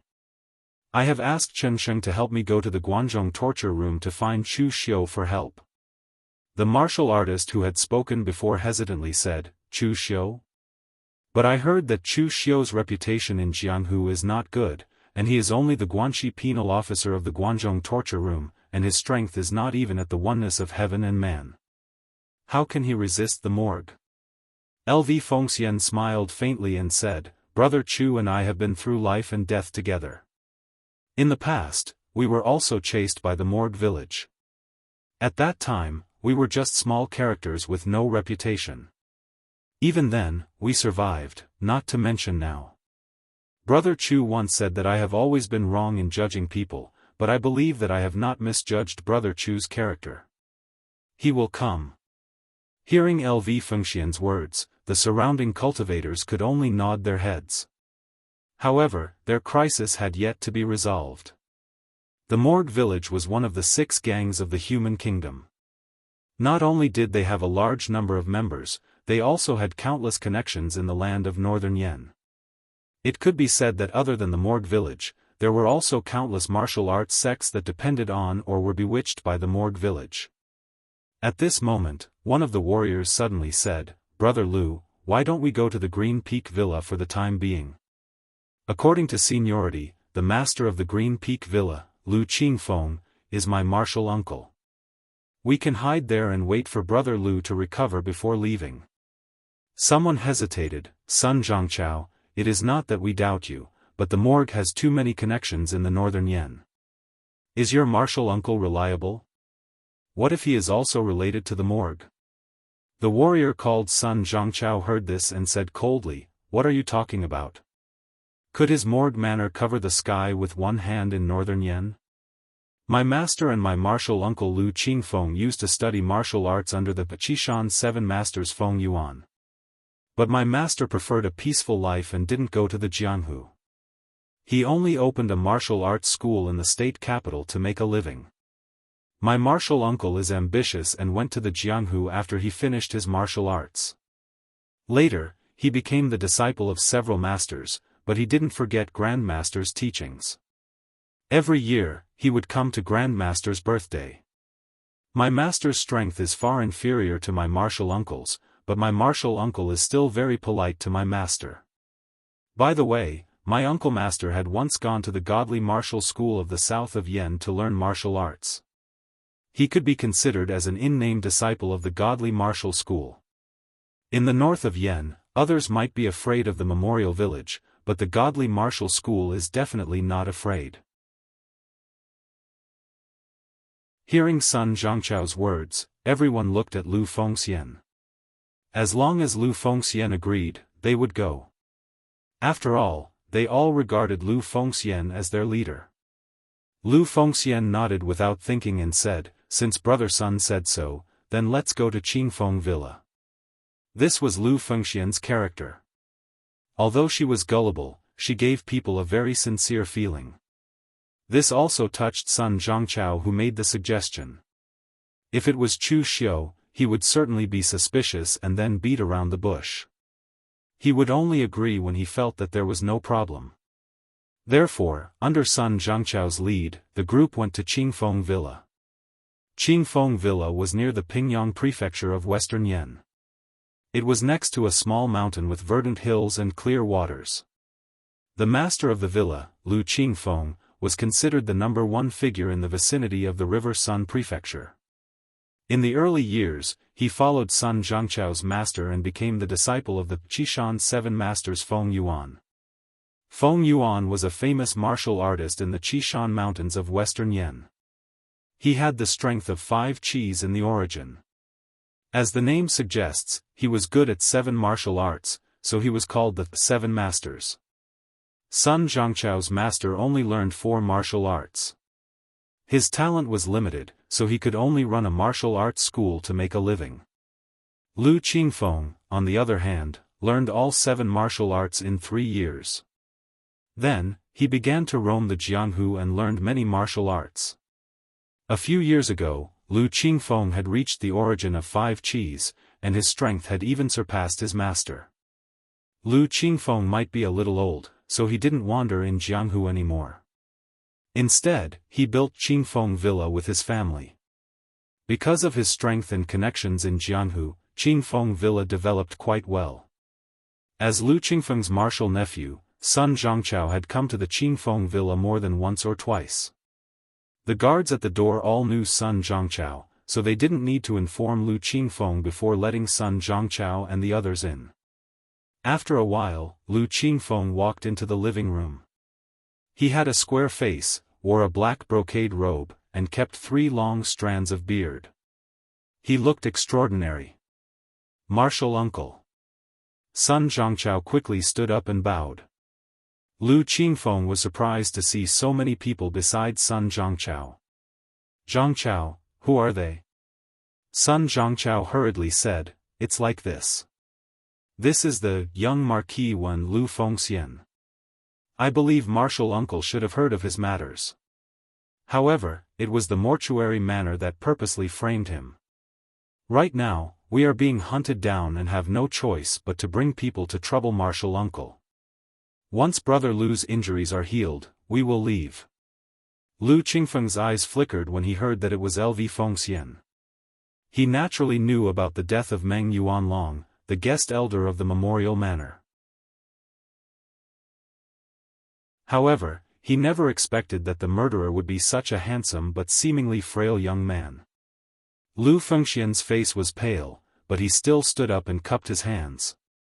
"Master Lu, if it's not convenient for you, we will leave immediately. We won't cause you any trouble." Lu Qingfeng laughed and waved his hand. "My young friend, what are you talking about? Since you are Zhangqiao's friends, you are also my friends. Others might be afraid of the righteous manor, but we of Qingfeng Villa are not. This is the west of Yan Kingdom, not the east of Yan Kingdom. Don't worry. Just stay here and the righteous manor won't be able to find you." Hearing Lu Qingfeng's words, the crowd nodded their heads in agreement. It seemed that Sun Zhangqiao's uncle master was indeed a good friend. Lu Qingfeng arranged for someone to bring LV Fengxian down to rest, and specially ordered people to prepare a bath for them. It could be said that Lu Qingfeng had taken care of them meticulously. LV Fengxian and the others were impressed by Lu Qingfeng's generosity. Sun Zhangqiao's uncle master was indeed reliable. In the evening, Lu Qingfeng invited everyone to dinner. In fact, after being hunted for so long, they were reluctant to eat now. They just wanted to rest. But since Lu Qingfeng had specially invited them, they had to give him face. After all, Lu Qingfeng was really good to them. In the center of the hall, plates of delicacies were served. Lu Qingfeng asked someone to pour everyone a glass of wine. "Zhangqiao is my martial nephew. His master rarely steps into the Jianghu. It's all thanks to all of you that he has been away all these years. And it's an honor for I to meet you this time. Although the righteous manor has a good reputation, in I's eyes, it's hypocritical. Meng Yuanlong even bullied the weak because of his identity as a member of the righteous manor. Now that he's been killed by you, I'm so happy. Come, let this old man toast everyone here. I hope that little friend Lu and everyone here will give this old man face." Lu Qingfeng took the initiative to raise his wine glass. LV Fengxian and the others also raised their glasses subconsciously. However, at this moment, someone suddenly stood up and shouted, "Wait! There's poison in the wine."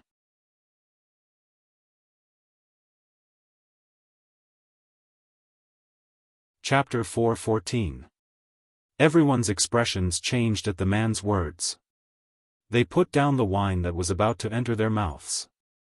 Lu Qingfeng's face darkened. "You came to me for protection, and I didn't turn you down for Zhang Qiao's sake. It's fine if you don't accept my good intentions, but now you're even saying that I poisoned the wine. It's so disappointing." Sun Zhangqiao stood up and shouted at the man, "Wang Shuangdong, what is the meaning of this? You were the one who made all sorts of excuses when I went to Uncle Master for help.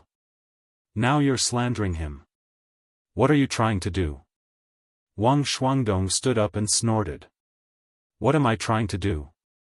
I'd like to ask you, Sun Zhangqiao, what are you trying to do?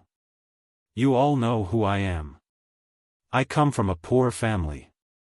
My master is Du Bujio, the poison master. Most of the poisons in the northern Yen come from my master. The poison in this wine is my master's secret recipe, the 3-flower powder. After consuming it, one's internal energy will gradually dissipate within 3 breaths. Within 3/4 of an hour, one will temporarily become a cripple. But what the Northern Yen people don't know is that my master stopped making this poison several years ago. All the 3-flower powder that's circulating in the Northern Yen Jianghu is made by me. I'm just selling it under my master's name. I can't recognize other poisons, but I can recognize the poison that I made myself. If you don't believe me, take a sip. I have the antidote here. But I don't understand, son Zhangqiao, why did you betray Brother Liu? Back then, you insisted on wiping out some mountain bandits, but you were used by them. You were almost chopped into meat paste by them. It was Brother Liu who saved you. But now you've done something like this. Can you face your own conscience? I, Wang Shuangdong, kill people and practice poison. My master and I are not good people, but at least I know what loyalty is. Even if I can't help Brother Liu, I wouldn't deliberately frame him. Sun Zhangqiao's face turned pale. He shouted with grief and indignation, I didn't. Why would I betray Brother Liu? Then, Sun Zhangqiao turned to Lu Qingfeng and asked in disbelief, Martial uncle, is the wine really poisoned? Lu Qingfeng's expression became extremely calm. He put down the cup and said, You've been discovered? I didn't expect Lu Fengxian to have Du Bujiu's disciple by your side. If I had known earlier, I would have changed the poison. Sun Zhangqiao's body swayed. His eyes were filled with anger as he questioned, Why? Why are you doing this, martial uncle? If you don't want to help us, just say so. Why do you want to harm us? You are my martial uncle. Lu Qingfeng sneered, Martial uncle? I don't want to be the martial uncle of a trash like you. Sun Zhangqiao stared at Lu Qingfeng in disbelief. Was this the same uncle master he knew, who was kind and generous, who would ask him about his cultivation and give him a lot of cultivation resources every time they met? Lu Qingfeng continued with a sneer, Do you think I'm willing to celebrate that old bastard's birthday every year and give gifts to that useless master of yours? It's all because that old bastard, Feng Yuan, hid something from me. He should have 8 of the Qishan 7 ultimate. The real 8th ultimate is his trump card, but he didn't teach it to me. He even said that my mind was unstable and I couldn't master his 8th ultimate, so he wanted to give it to that useless master of yours before he died. I've already reached the 5 cheese collecting in origin state and I'm stronger than that old bastard at his peak. What kind of martial arts can't I master? How could a master who's only at the physical invulnerability state be able to master it? That old fart was just biased. I was planning to pretend to be courteous and wait for that old bastard to die before I get the martial arts from your useless master. I didn't expect you to give me such a big gift so soon. You probably don't know that after you dared to kill Meng Yuanlong, the Morgue village has issued a warrant for your arrest. Even the entire Morgue village has been mobilized to hunt you down. Even Nie Renlong has left the Morgue village. The Morgue village is very generous and the reward on the warrant is not small. I won't be thinking about that old bastard's martial arts anymore after I send you all to the Morgue village. In the end, Lu Qingfeng said leisurely, I advise you to surrender. I've already informed the people from the righteous manor. If you surrender now, you'll suffer less. What's wrong with that? Now everyone understood that it wasn't that Sun Zhangqiao had betrayed them, but that Lu Qingfeng was too vicious. He had pretended to be a filial son for so many years just for a martial arts manual. His acting skills were good enough. At least no one could tell that something was wrong. Of course, this was also because among the people present, Lu Fengxian was too gullible and the others were also young martial artists with little experience. If it were Chu Xiu, if Lu Qingfeng dared to show off his acting skills in front of him, Chu Xiu would let Lu Qingfeng know what a best actor was. Lu Fengxian raised the long halberd in her hand. The people who followed Lu Fengxian were also ready to fight. Lu Qingfeng shook his head. Stubborn. As soon as he finished speaking, he waved his hand and a large group of martial artists from Green Peak Villa rushed into the hall. They were armed with weapons and were full of killing intent.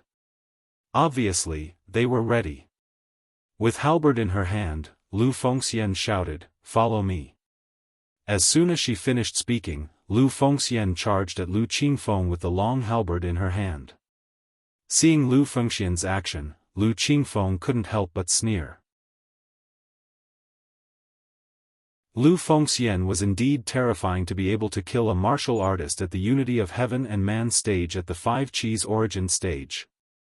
At least, Lu Qingfeng had never seen such a powerful young man.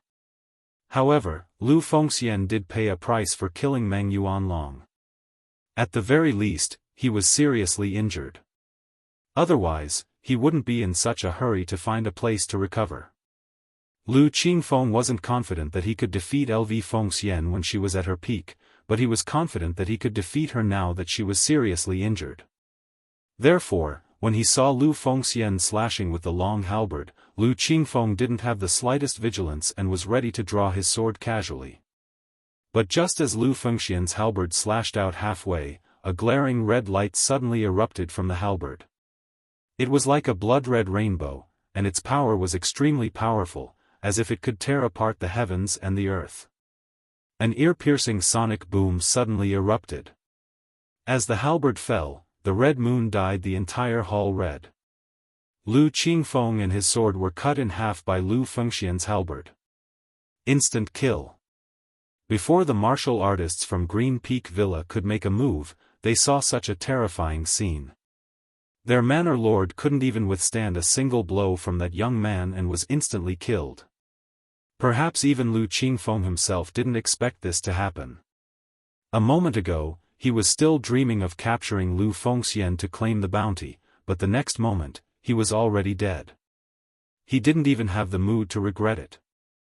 In the Jianghu, Lu Fengxian wasn't as famous as Chu Xiu and Nie Donglu, but Lu Fengxian was also as strong as the top 10 experts on the Longhu list. Perhaps after this battle, Lu Fengxian could be ranked in the top 10 of the Longhu list with a peace of mind. Lifting her halberd, Lu Fengxian said calmly, "Let's go." As Lu Fengxian took a step forward, the martial artists from Green Peak Villa who had surrounded them dispersed like a tide. To them, the handsome young man in front of them was as terrifying as a demon. By the time they walked out of Green Peak Villa, they were already some distance away. Just as they were about to say something excitedly, they saw Lu Fengxian's pale face turn from white to red, but it was an abnormal red. The next moment, Lu Fengxian spat out a mouthful of blood. Her face turned even paler. "Brother Lu! Brother Lu!" Lu Fengxian waved her hand and said weakly, "I'm fine. The people from the righteous manor are on their way. Let's go, or it'll be too late." Sun Zhangqiao's face darkened. He said with shame, "Brother Lu, it's all my fault. If it weren't for me, you wouldn't have been injured." Lu Fengxian shook her head. "You don't have to be like this. I know you're doing this for my own good." On the side, Wang Shuangdong pushed Sun Zhangqiao away and said in a bad mood, "Get out of the way. I know you're innocent. No one is blaming you. Don't be a hindrance here." Taking out a few dawn, Wang Shuangdong gave them to Lu Fengxian and said, "Brother Lu, this is my master's secret dawn. Quickly take it. It can temporarily suppress your injuries." Someone on the side teased, "Wang Shuangdong, this is your master's dawn. Can you eat it?" Wang Shuangdong said in a bad mood, "Although my master is a poison master, he is only good at concocting poisons. He is also a pharmacist. Of course, he can also refine healing medicines. If you talk nonsense again, I will put aphrodisiac in your food." Everyone present laughed out loud. They knew that Wang Shuangdong would never betray them, because if Wang Shuangdong was disloyal, he wouldn't have warned them just now. Under the poison of the wine, they would all lose their lives. Tears welled up in Sun Zhangqiao's eyes. Although he had been betrayed by his uncle master, he still had so many brothers. At this moment, a mocking voice suddenly sounded, "What a deep brotherly bond. LV Fengxian, I really didn't expect you to be able to kill Lu Qingfeng after killing Supervisor Meng. With such strength, you can be ranked in the top 10 of the Longhu leaderboard. But it's a pity that you've killed my people. If I let you escape from Northern Yen, where would I put my face?" As the voice faded, dozens of martial artists quickly surrounded Lu Fengxian and the others from the Dark Night. In the middle of the group was a tall, bearded middle-aged man, holding a ferocious-looking blood-red beheading knife. An expert from the Morgue village, Blood Ghost Blade Han Fang. An expert at the unity of heaven and human stage.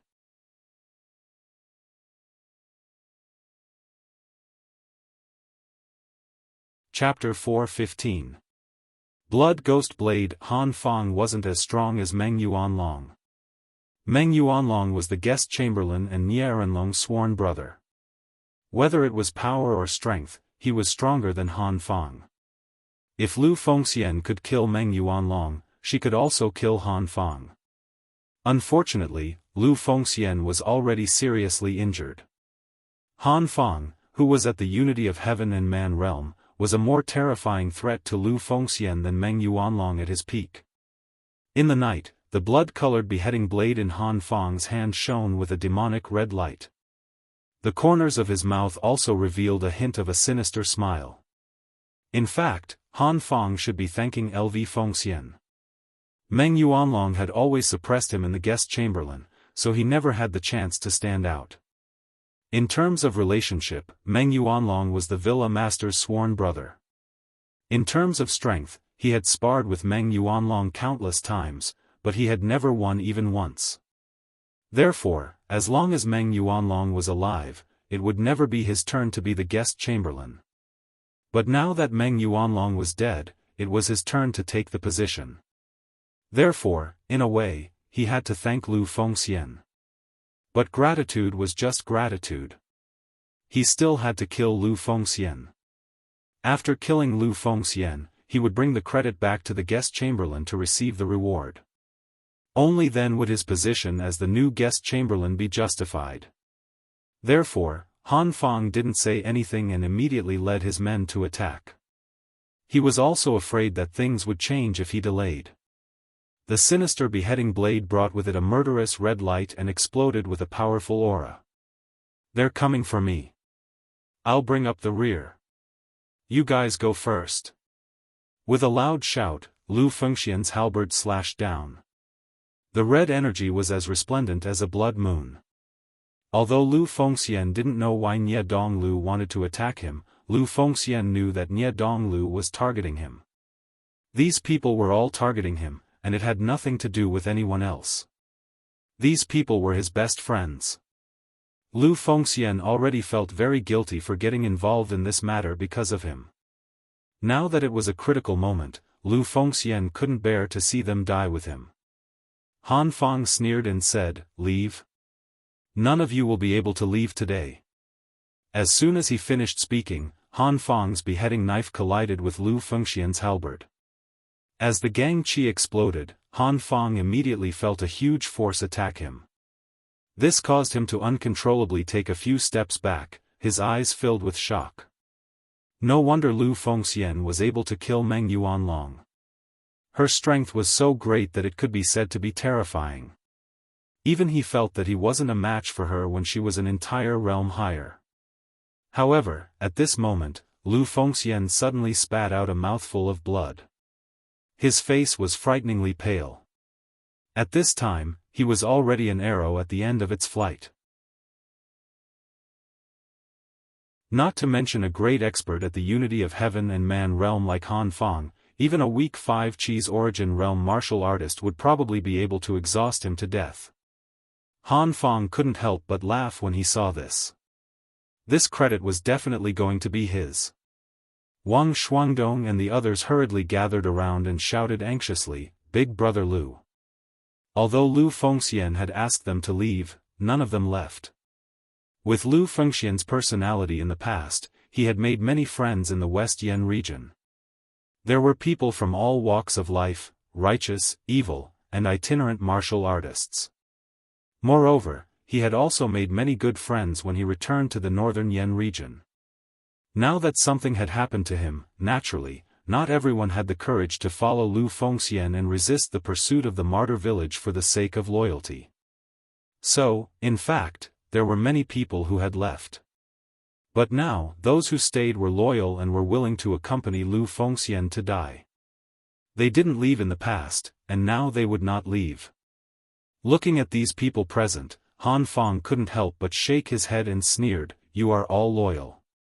That's good. This time, I will kill all of you in one fell swoop. It can be considered as fulfilling your loyalty." With that, Han Fang directly waved his hand, and the martyr village martial artists immediately prepared to rush over. He also slashed his saber at Lu Fengxian again. The beheading saber on the saber extended for more than 10 feet, and the ferocious blood chi on its soared into the sky. Its power was incomparably terrifying. Just as Lu Fengxian was about to erupt the last of his strength to fight for his life, and Wang Xuandong and the others were also ready to follow Lu Fengxian to die, an even more powerful devil chi saber light fell from the sky. The saber light's devil chi soared into the sky, and when the saber slashed out, it seemed as if there were ghosts and gods crying. The surging devil chi seemed to slash out from hell, and among the evil, there was a trace of majestic divinity. The two sabers collided, and Han Fang's blood-red saber light suddenly shattered. His whole body was directly slashed by the saber, and he could not help but spit out a mouthful of blood. Seeing this saber, Lu Fengxian's eyes suddenly lit up, and a voice came from behind him, "Sorry brother Lu, I came a little late." Dressed in black, Chu Xiu walked out of the night, the heavenly demon dance in his hand surging with terrifying devil chi, but in the eyes of Wang Xuandong and the others, they did not feel afraid. Instead, they felt hope. Lu Fengxian knew that Chu Xiu would definitely come to save him when he received the news, so Lu Fengxian was not surprised. He just smiled and said, "You're not too late, just in time." At this moment, Wang Xuandong and the others also looked at Chu Xiu with a strange look in their eyes. They did not know who Chu Xiu was, but they had heard Chu Xiu's name many times from Lu Fengxian. In terms of fame, Chu Xiu was an independent cultivator from the northern Yan, and he was able to climb step by step to the 6th place on the Longhu list, and even sit in the position of the Guanxi penal officer. To most people, this was like a legend. Of course, this was only hearsay. For those who had not come into contact with Chu Xiu, they did not think much of it. However, they were aware of Lu Fengxian's strength, and these people admired Lu Fengxian's character. They could accompany Lu Fengxian until now because of their loyalty and because of Lu Fengxian's character. At the same time, they also admired Lu Fengxian's strength, which was definitely at the level of the top 10 on the Longhu list. In the end, Chu Xiu's attack had shocked them. As a 5-Chi's unification realm expert, Chu Xiu had actually seriously injured Han Fang with one slash, causing him to vomit blood. The strength of the two seemed to have been reversed. It was as if Han Fang was at the 5-Chi's unification realm, while Chu Xiu was at the unity of heaven and man. One had to know that although Lu Fengxian had killed Meng Yuanlong, they themselves had been seriously injured. They did not have it as easy as Chu Xiu. Of course, with the eyesight of these people, they could not see the direct difference between Meng Yuanlong and Han Fang. In any case, to them, whether it was Meng Yuanlong or Han Fang, they were both great experts at the unity of heaven and man realm. In any case, they were very, very strong. Looking at Han Fang, Chu Xiu's eyes revealed a touch of coldness. He waved his hand, and Tangya and the others surrounded him, their killing intent soaring. Although there were only a few dozen people, which was not as many as the people at the memorial hall, their aura and killing intent were stronger than the other parties. These people that Chu Xiu brought were all killers from the Blue Dragon Society in the past, and they were not easy to deal with. After joining Chu Xiu, these killers from the Blue Dragon Society did not have to busy themselves with missions and killing people every day. Instead, they had enough time to cultivate and improve their cultivation. Therefore, these people's strength and realm had improved a step. Among these people that Chu Xiu brought, the weakest among them had the cultivation of the inner aura realm. You people from the memorial hall are getting more and more shameless now. You can even do such a thing in broad daylight to frame others.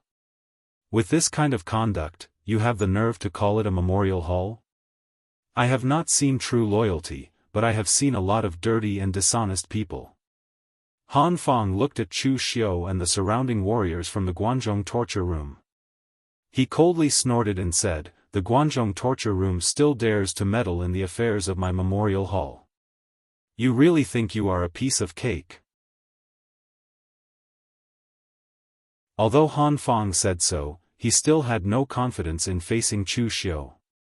He was indeed at the unity of heaven and man realm, but it was precisely because of this strength that he knew how terrifying Chu Xiu, who was ranked in the top 10 of the Longhu list, was. There were more than 1 or 2 warriors at the unity of heaven and man realm who died at the hands of Chu Xiu. In the exchange of blows just now, the demonic qi entered his body and he was slightly injured. If they really fought, he did not know how many moves he could withstand from Chu Xiu. Just as Han Fang was about to think of a plan to temporarily retreat, but he could not completely let Lu Fengxian and the others go, and was preparing to delay until Nie Renlong and his men arrived, Chu Xiu was in no mood to talk nonsense with them. He directly waved his hand and said coldly, "Kill." In the past, he was chased out of the northern Yen by the people from the memorial hall. Now, the hatred between him and Nie Donglu was even more irreconcilable. Since this was the case, what was the point of talking nonsense? Just make a move and kill. As Chu Xiu's voice fell, Tang Ye and the others immediately rushed over with their men. Chu Xiu also slashed out with his saber, and a surging demonic qi soared into the sky. The Avicii Dao's 3 saber strikes combined into one, and the saber intent that could be said to be condensed to the extreme fell down. Chu Xiu's saber blocked with his saber. The first strike caused him to vomit blood, the second strike caused him to retreat, and by the third strike, the beheading saber in Han Fang's hand had been completely shattered by Chu Xiu's heavenly demon dance. Before, Han Fang was still thinking about how many moves he could withstand from Chu Xiu. Now, the result was clear. The answer was only 3 moves.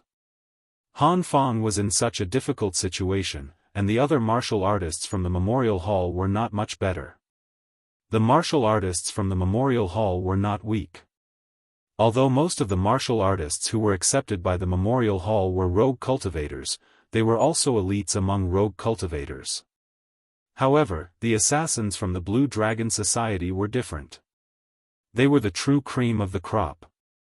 They practiced killing methods, and their strength was naturally higher than that of the people from the memorial hall. Just as the memorial hall was in danger, a dignified shout suddenly came from afar, "Stop!" Han Fang, who had already vomited blood due to Chu Xiu's slashes, had a glimmer of light in his eyes. Chu Xiu's eyes narrowed. Not only did he not stop, but he also formed a seal with one hand, and the surging demonic qi surged towards Han Fang, stimulating his internal injuries.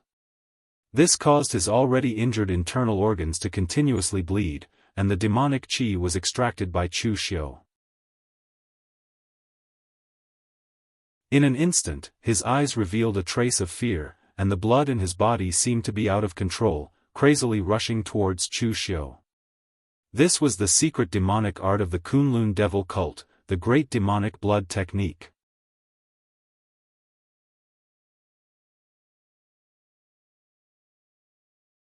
Chapter 4:16. With the power of the Kunlun devil cult in the past, none of the secret techniques of the Kunlun devil cult's direct descendants were weak. The great demonic blood technique had even been sealed by the people of the Sword Hut, so one could imagine its true power. Using powerful demonic qi to stimulate the blood in the opponent's body was an extremely evil method. If the opponent was injured, then the great demonic blood technique's power would multiply and worsen the injury. No wonder Han Tingyi of the Sword Hut didn't want to give it to Chu Xiu. Even in the demonic path, the evil of this demonic technique was enough to rank among the top. At this time, the voice in the distance saw that Chu Xiu still hadn't stopped. He couldn't help but roar angrily again. A powerful gust of stellar energy attacked, and in an instant, the wind howled and rang through the sky. But at this time, the qi that Chu Xiu had absorbed with the great demonic blood technique was not absorbed by Chu Xiu's body. Instead, it condensed into a long, blood-colored knife that was completely made of blood and slashed at Han Fang. Han Fang roared angrily. All the stellar energy in his body condensed into a point, wanting to block the knife. But the strangest thing was that the long, blood-colored knife completely ignored the defense of the stellar energy and directly pierced through Han Fang. After the long, blood-colored knife pierced through Han Fang's heart, it turned back into blood and sprinkled onto Han Fang's body, dyeing him red. This was the terror of the blood-dissipating knife.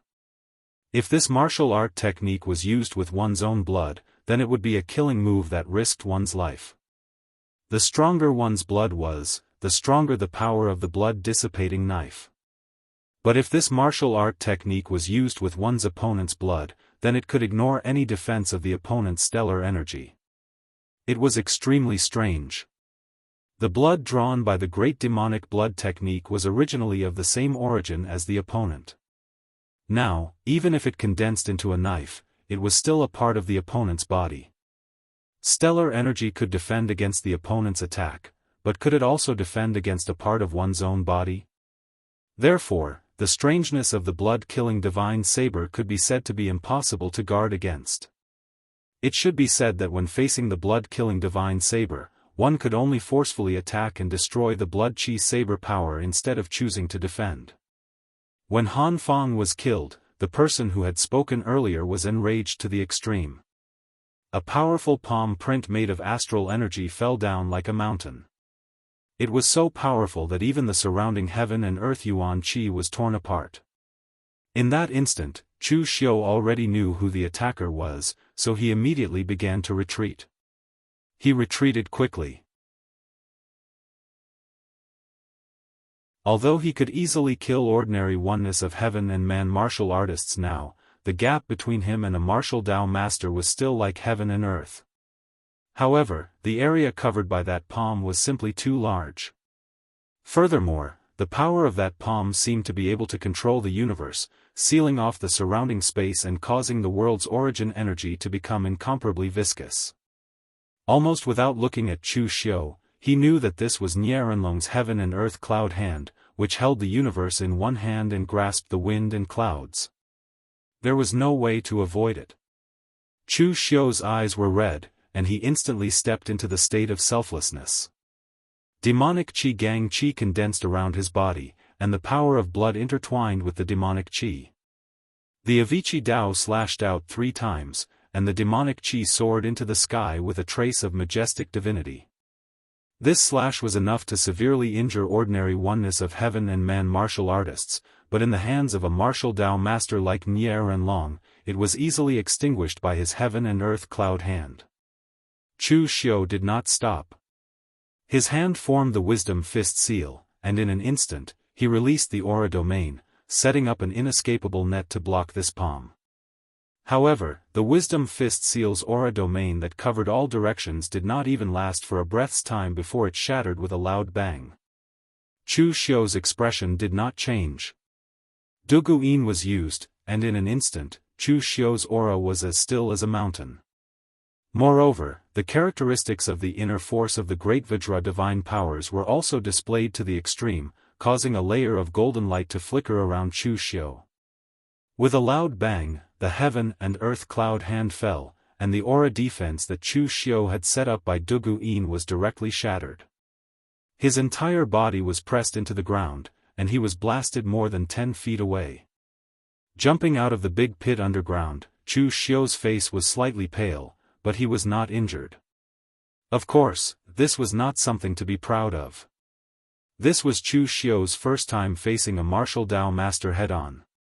In the end, after one move, he had to use all his skills to block the other party's palm. One could imagine how powerful a martial Dao master, or rather, Nianlong himself, was. Over at the morgue, Nie Renlong walked over with a gloomy face. Behind him were Nie Donglu and a few experts from the morgue. Looking at Han Fang's corpse on the ground, Nie Renlong's face was so black that it could drip water. In fact, Nie Renlong had always been a person who did not show his emotions, but this time, their morgue had really suffered a great loss. Meng Yuanlong was his sworn brother, and also the head guest of his morgue. In fact, Nie Renlong really didn't care about the so-called sworn brothers. He had many brothers, both alive and dead. Nie Renlong only cared about the brothers that could bring him benefits, not the brothers that blocked his path. Meng Yuanlong was undoubtedly the latter. Meng Yuanlong was not weak in the first place, and more importantly, Meng Yuanlong was the head guest of the morgue. He had managed all the followers and guests of the morgue well for so many years. Now that Meng Yuanlong was dead, who could replace him in a short time? Moreover, Han Fang was also a well-known expert in their morgue, but this time, he died here. Losing two great experts at the unity of heaven and man realm in a row was already a serious blow to the morgue. Nie Renlong looked at Chu Xiu and looked him up and down. After a while, he spat out a sentence, "Chu Xiu, how dare you?" Nie Renlong knew his son's strength and temperament very well. This Chu Xiu was able to defeat Nie Donglu time and time again, and even suppress him. Nie Renlong had to admit that this person was indeed a character among the younger generation of the Jianghu. While Nie Renlong was looking at Chu Xiu was also looking at Nie Renlong, the martial arts master, without holding back. In terms of appearance, Nie Renlong had a square and masculine appearance. He wore a golden brocade robe and had a short beard on his chin. He had a righteous and awe-inspiring appearance. He stood there without saying anything, looking like a righteous and awe-inspiring senior master. However, one's appearance could not be used to judge a person. The theory that one's appearance was born from one's heart was somewhat reliable, but it was also inaccurate. In this Jianghu, there were very few true chivalrous people like Chu Kuanga, but there were many hypocrites. Nie Renlong was a hypocrite who disguised himself to the extreme and even thought of himself as a chivalrous person. In the past, there were 5 people in the memorial hall, but now only Nie Renlong was left. The descendants of the other people were nowhere to be found. These things could not stand up to scrutiny. However, over the years, the memorial hall had made a great name for itself in the northern Yen land. It helped the wandering martial artists who passed by without asking for anything in return, and it really helped a lot of people. However, who knew what Nie Renlong had done in the dark? Chu Xiu narrowed his eyes and looked at Nie Renlong, then at Nie Donglu, and said lightly, "It's not that I'm brave, but that some people don't want me to live in peace. Nie Donglu, I gave you a chance to defeat me at the World Sword Sect Conference, but you didn't take it. You still only know how to play tricks in the dark. You can't beat me in a head-on fight, and even more so, you can't beat Brother Lu. A guy who only knows how to play tricks in the dark won't amount to much." Nie Donglu, of course, would not lose his composure because of Chu Xiu's sarcasm. Hearing that, he just smiled and said, "Chu Xiu, my memorial hall put out a warrant to arrest Lu Fengxian this time because of public indignation, and it has nothing to do with personal grievances. This person is insane." The Lu family treated him politely, but in the end, he annihilated the entire Lu family. This kind of thing happened in the northern Yen land, my memorial hall can't just ignore it. Chu Xiu sneered and said, "Brother Lu annihilated the entire Lu family? Ridiculous. Without any evidence, just based on your memorial hall's mouth, you dare to say such things? My Guanzhong torture room is the best at solving such cases. Do you dare to let my Guanzhong torture room intervene in this matter?" Nie Donglu said indifferently, "Don't forget one thing. Your Guanzhong torture room is only in charge of investigating cases, not in charge of trials. When you're needed, you're the constables of the Guanzhong torture room. When you're not needed, you're nothing." Your Guanzhong torture room has no right to intervene in Northern Yan matters. Nie Renlong, who was at the side, waved his hand and said indifferently, "That's enough, Dong Lu. Don't talk nonsense with them, just do it." Chu Xiu narrowed his eyes and said, "Villa Master Nie, you're a martial Dao master, but now you're openly attacking a junior martial artist like me. Isn't this a little too much? Aren't you afraid that people will say that you're bullying the weak? Also, if you dare to touch me, aren't you afraid that Guanzhong torture room will reprimand?" Nie Renlong stood with his hands behind his back and said indifferently, "Bullying the weak? I only captured a madman who dared to kill a disciple of my memorial hall. Who dares to say that I'm bullying the weak?" As for Guanzhong torture room, if Chu Kuanga was still here, would give some face to Master Chu. But Guan Siyu is not worthy of me giving him so much face. If you obediently stay in Guanzhong, naturally no one can touch you. But now you've jumped out of nowhere and killed a disciple of my memorial hall in Northern Yan. You're courting death. Today, I'm going to attack you. I'd like to see if Guan Siyu dares to come to my memorial hall and demand an explanation. Nie Renlong was born in the wilderness. He had spent decades to build up the Morgue village. He had relied on both his methods and his strength. If he was facing Shenbaochen, Duguli, and other powerhouses at true fire spirit refinement, Nie Donglu might still care about their reputation and not dare to attack Chu Xiu. But now, he was only facing a Guanzhong torture room. To put it bluntly, Guan Siyu did not have enough face to make Nie Renlong give in. Lu Fengxian stood next to Chu Xiu and said with a somewhat solemn expression, "Brother Chu, I seem to have implicated you." Previously, when Lu Fengxian asked for help from Chu Xiu, he did not expect that it would attract a martial Dao master like Nie Renlong. If he knew that, based on Lu Fengxian's character, he would rather force himself than ask for help from Chu Xiu. You're tuning in to the Unparalleled SwordWill YouTube channel. Don't forget to subscribe and join us on this journey to catch the most captivating stories.